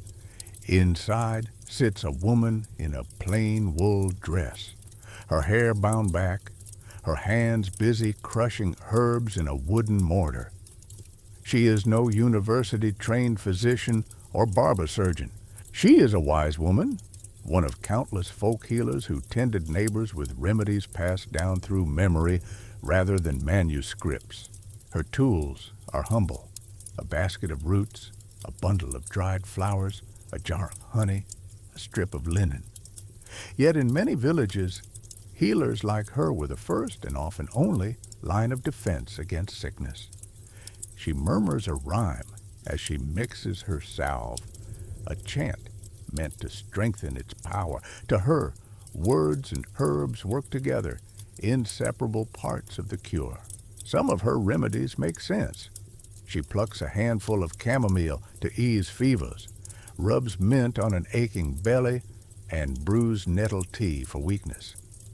Many of these are still used today, a testament to centuries of trial and error. But other treatments blur into the magical. She ties a red thread around a child's wrist to ward off illness, buries a lock of hair under the doorstep to cure nightmares, or places an egg beneath a sickbed to draw out the disease. Historians still argue whether these rituals were seen as medicine, magic, or simply expressions of hope wrapped in tradition. Quirky tidbit? Some healers prescribed carrying a frog in a pocket to cure whooping cough. When the frog croaked, the sickness was said to leave. You grin, imagining a child tugging at his mother's sleeve. It's not working. The frog just sounds annoyed. Wise women were also midwives, tending births with herbs and whispered charms. They rubbed mothers with oil, brewed calming teas, and tied protective amulets on newborns.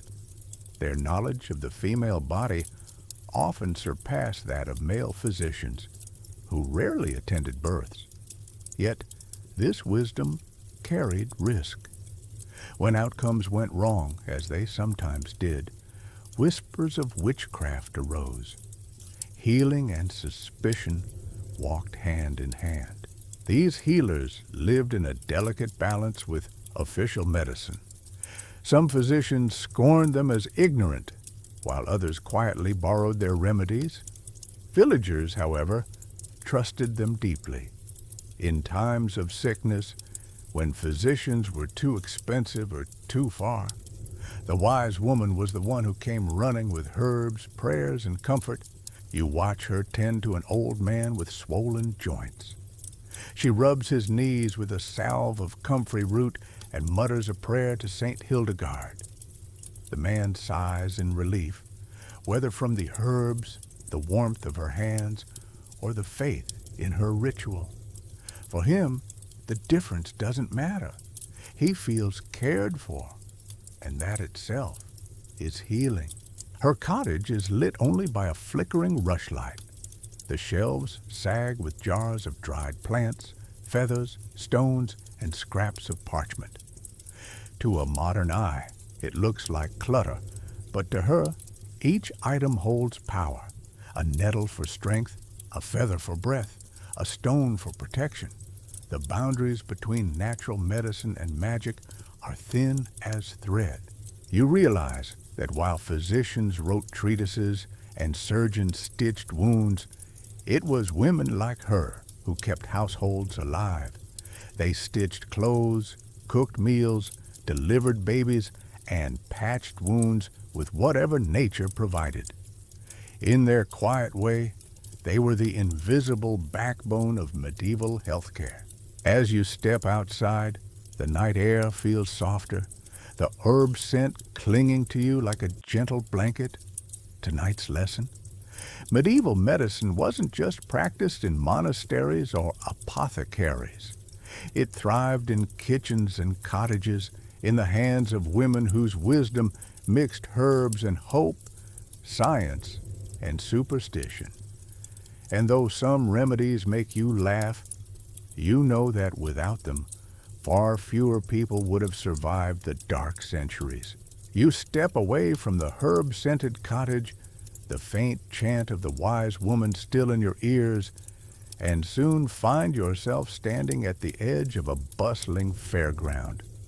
Merchants cry out their wares, minstrels play pipes, and amid the laughter and clamor, a strange figure climbs onto a wooden platform.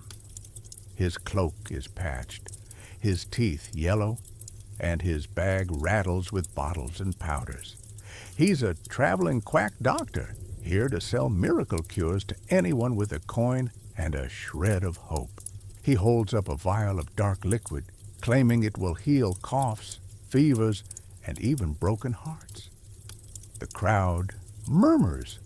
A woman leans closer, clutching a sick child. The doctor pours a little onto his tongue, makes a face, then declares himself instantly stronger. You recognize the trick. He's drinking flavored vinegar, nothing more. But the crowd gasps in awe. In the Middle Ages, medicine wasn't just practiced in quiet monasteries or smoky apothecaries. It was performed in public with the flair of a stage show. Quirky tidbit? Some quacks carried jars of powdered mummies, yes, ground-up human remains imported from Egypt, sold as a cure for almost anything. You shiver, imagining customers swallowing spoonfuls of ancient pharaoh with their ale. Others hawked bezoar stones, strange lumps from the stomachs of animals, said to neutralize poison. Historians still argue whether quacks believed their own remedies or if they were simply masters of performance, cashing in on desperation. The quack here rattles a pouch of dragon bones, likely just animal fossils, and promises they cure epilepsy. He waves a jar of oil, claiming it heals burns, gout, and baldness. One man eagerly buys 2 bottles. Another offers a chicken in exchange. The fair hums with excitement, hope, thick in the air. But not all was fraud. Sometimes the remedies, while exaggerated, had real effects. Vinegar mixtures soothed sore throats. Herbal oils softened skin and eased pain. Alcohol-based tonics dulled suffering, if only briefly. The problem wasn't always the ingredients. It was the promises, swollen as loudly as the quack's voice. These performers often mixed entertainment with medicine. They told jokes, performed tricks, and worked the crowd like magicians. One quack might pretend to cure blindness by palming away a fake cataract. Another staged assistants in the crowd to cry out about miraculous recoveries.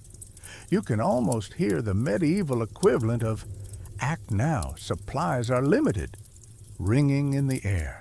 The church and licensed physicians frowned on quacks, condemning them as frauds. Yet villagers kept buying. Why? Because official medicine was expensive, distant, and often just as ineffective. At least the quack offered hope, and a good story to tell afterward. You watch as the quack doctor bows, pocketing coins, his cloak swirling dramatically. The crowd disperses, some clutching bottles to their chests as if holding salvation. Others chuckle, knowing they've likely bought flavored water, but unwilling to admit it aloud. As you step away from the fair, the sound of pipes and laughter fading behind you, you can't help but admire the strange resilience of people who found hope even in trickery. Tonight's lesson: medieval quack doctors remind you that healing wasn't just about herbs or surgery. It was also about performance, persuasion, and the desperate human need to believe in cures, even when common sense whispered otherwise. You glance back at the platform, now empty, save for a few feathers and spilled powder. The quack has already vanished down the road, no doubt heading to the next town, the next crowd, the next desperate audience. You wander away from the fairground, your ears still buzzing with the quack doctor's sales pitch, and follow the tolling of a distant bell. The sound leads you to the gates of a monastery hospital. Inside, the mood is calm, almost reverent. Rows of beds line a long hall, each occupied by patients wrapped in linen, their faces pale in the candlelight. Here, medicine is not sold with jokes or shouted promises. It is offered quietly through prayer, herbs, and charity. Monastic hospitals were not quite what you picture when you think hospital today.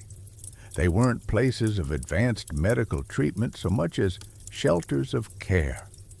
Monks and nuns tended to the sick with food, clean bedding, and constant prayer. Healing, they believed, came as much from the soul as from the body. A sick man might receive a poultice of herbs for his fever, but he would also hear psalms sung at his bedside and be encouraged to confess his sins. Historians still argue whether the emphasis was more spiritual or practical, but for the suffering, both mattered deeply. Quirky tidbit: some monasteries had rules that required monks to taste patients' urine as part of diagnosis. You pause, grimacing, but the idea was serious. By flavor, color, and scent, healers believed they could tell which humor was imbalanced. Imagine a gentle monk solemnly sipping from a cup and saying, "Ah, yes, too much black bile." The hospitals often grew their own remedies. Outside the hall, neat gardens bloomed with sage, fennel, rue, and lavender.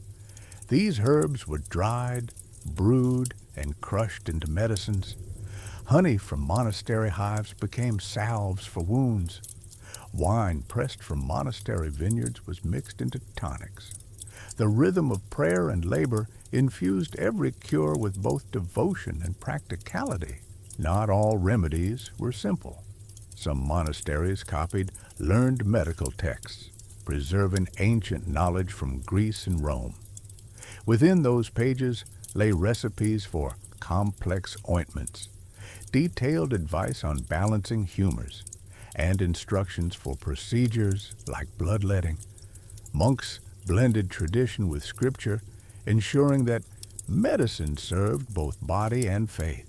The hospital around you is quiet but not silent. Patients cough, shift in their beds, and murmur prayers. A nun adjusts the bandages on a woman's arm, then places a crucifix on her pillow. Care here is constant, even if not always effective. For many, the real comfort lay not in being cured, but in being tended to with dignity. You notice a boy helping a monk pour warm broth for the patients. Food was part of healing, too. Simple meals of bread, broth, and herbs to strengthen the weak. Clean bedding, changed by hand, kept patients warmer and, without knowing it, probably reduced infection. Even without modern medicine, the hospital's quiet order offered some real benefits. But make no mistake, miracle cures were still expected. Relics of saints were sometimes brought into the wards. Pilgrimages were promised in exchange for recovery. The line between prayer and medicine blurred until they became one. And for those who died here, the monastery ensured a holy burial, a final kindness in a world that feared death as much as disease. As you step outside, the garden's air feels fresher than the candle-thick hall. You pause among rows of sage and mint, reflecting on what you've seen. Tonight's lesson? Monastic hospitals remind you that healing wasn't always about dramatic cures. Sometimes it was about care, shelter, and the belief that the soul at least could be soothed while the body struggled. The bell tolls again, low and steady, as you leave the monastery behind. You carry with you the faint smell of herbs, the sound of chanting, and the quiet image of monks and nuns bending over the sick with patience and prayer.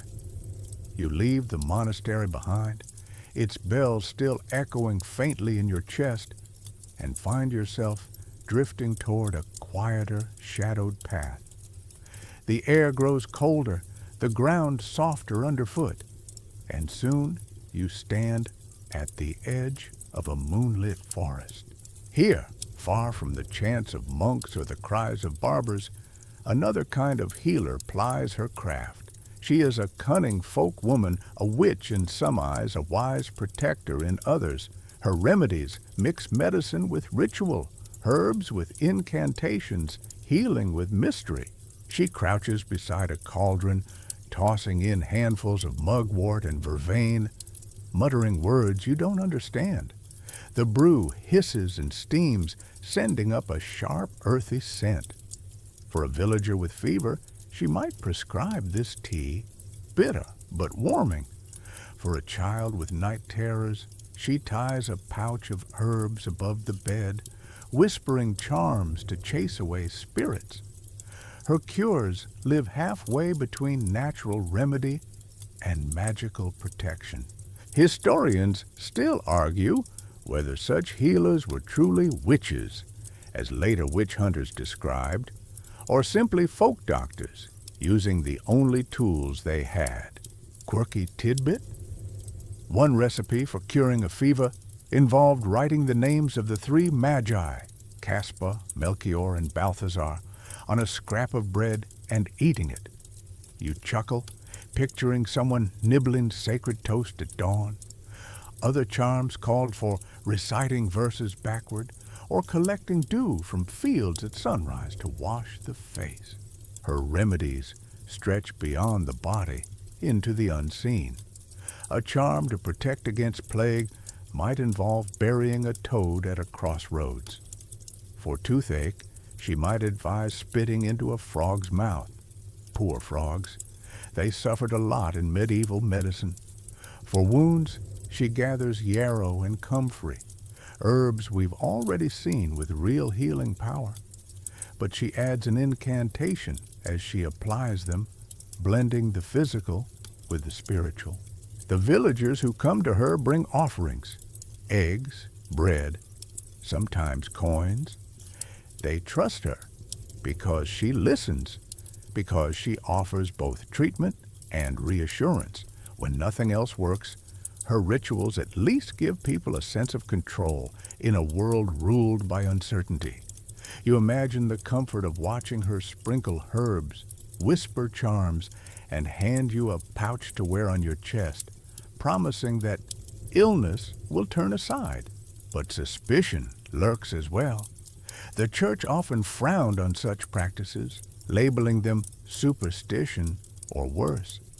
If her cures failed or if crops withered, neighbors might whisper accusations.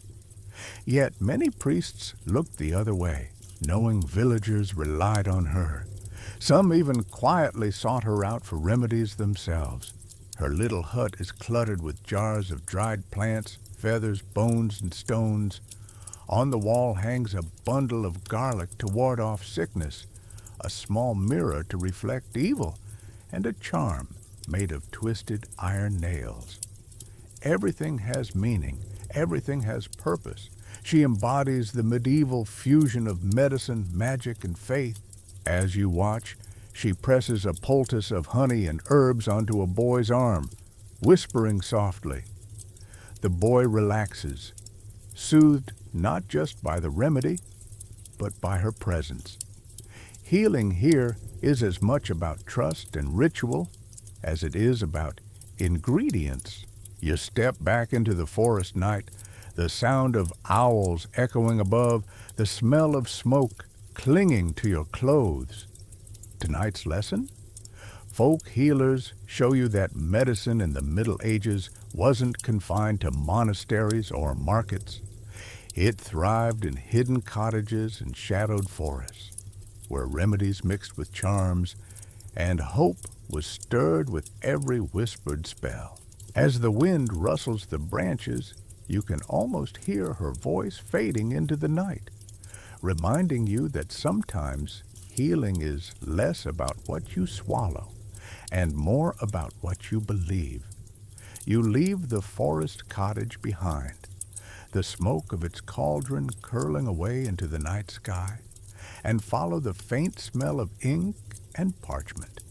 Soon you enter a scriptorium, the quiet chamber where monks and clerks bend over their desks by candlelight. Here, medicine takes a different form, not brewed, not smeared, not whispered, but written. Manuscripts, thick with strange recipes, prayers, and diagrams, preserve the remedies of the Middle Ages, some borrowed from ancient Greece and Rome, others invented in monasteries, and many caught halfway between science and superstition. You lean over one open page. The script is elegant, the Latin dense, but the recipe itself makes you blink. For epilepsy, take the heart of a mole, dry it, grind it into powder, and drink it in wine. You suppress a laugh, imagining villagers chasing moles across fields in pursuit of seizure cures. Historians still argue whether such recipes were ever widely used, or if they were simply curiosities copied for the sake of preserving knowledge. Quirky tidbit? Some manuscripts recommended wearing a baked hare's foot on a cord to protect against cramps, while another suggested cutting a hole in a tree, making the patient crawl through it, and then sealing the hole, transferring the sickness into the tree itself. You picture a medieval farmer squeezing through an oak, grunting, and hoping his arthritis stayed behind in the bark. Not all recipes were so bizarre. Many included herbs still recognized today: peppermint for digestion, sage for sore throats, willow bark for pain. The blend of sound remedies and eccentric ones reveals a world where trial and error, tradition and faith mingled freely. Some manuscripts even referenced Arabic medical texts, showing how knowledge traveled across cultures, carried by traders, scholars, and crusaders. The illustrations are just as fascinating. Tiny ink drawings show plants with careful detail, roots, leaves, blossoms, so a healer could recognize them in the wild. Beside them, images of patients with swollen bellies, twisted limbs, or grimacing faces illustrate symptoms. Sometimes the art leans into the whimsical. A man being treated with leeches looks more annoyed than sick, his eyebrows raised as though asking, "Really? Again with the leeches?" Some manuscripts were highly practical. They included lists of physics, herbs, instructions for bloodletting, and even charts of the zodiac. Since many believed stars influenced health, a physician might consult such a book before opening a vein, waiting until Mars or Saturn aligned properly. Others were more like spiritual handbooks, filled with prayers to accompany remedies, a salve for burns paired with a blessing, or a potion for fever to be taken in the name of the Father, Son, and Holy Spirit. You notice a monk carefully copying a passage, his quill scratching softly. He probably doesn't question the cure. His role is to preserve it, not test it. In this way, even the strangest remedies survived, passed along from one book to the next, ready for a healer to stumble upon centuries later. And though many recipes sound absurd today, the manuscripts were lifelines in their time, collections of hope bound in leather. A village healer might not own one, but the knowledge often filtered down orally, reshaped into folk practice. Written or spoken, the wisdom traveled, keeping alive both the effective cures and the more comical missteps. As you leave the scriptorium, the smell of ink still sharp in your nose, you think about how fragile this knowledge was. Just ink on parchment, vulnerable to fire, flood, or forgetfulness. Tonight's lesson: medieval medical manuscripts remind you that healing was not only performed but also written, debated, and preserved, even if half the remedies involved mole hearts and tree hopping. They show a world desperate to record anything that might heal, no matter how strange. You step into the night, parchment rustling faintly behind you, carrying the weight of centuries of human trial and error pressed between the covers of ancient books. You step out of the scriptorium, the rustle of parchment fading, and find yourself walking into the heart of a medieval town square. The night air is still, but the space feels alive with echoes of everything you've seen. The chants of monks, the cries of quacks, the whisper of wise women, the rattle of charms, and the hiss of poultices pressed to wounds. You realize that all these remedies, strange and familiar, wise and wild, weave together into the fabric of medieval life. In one corner, a healer stirs a pot of honey and herbs.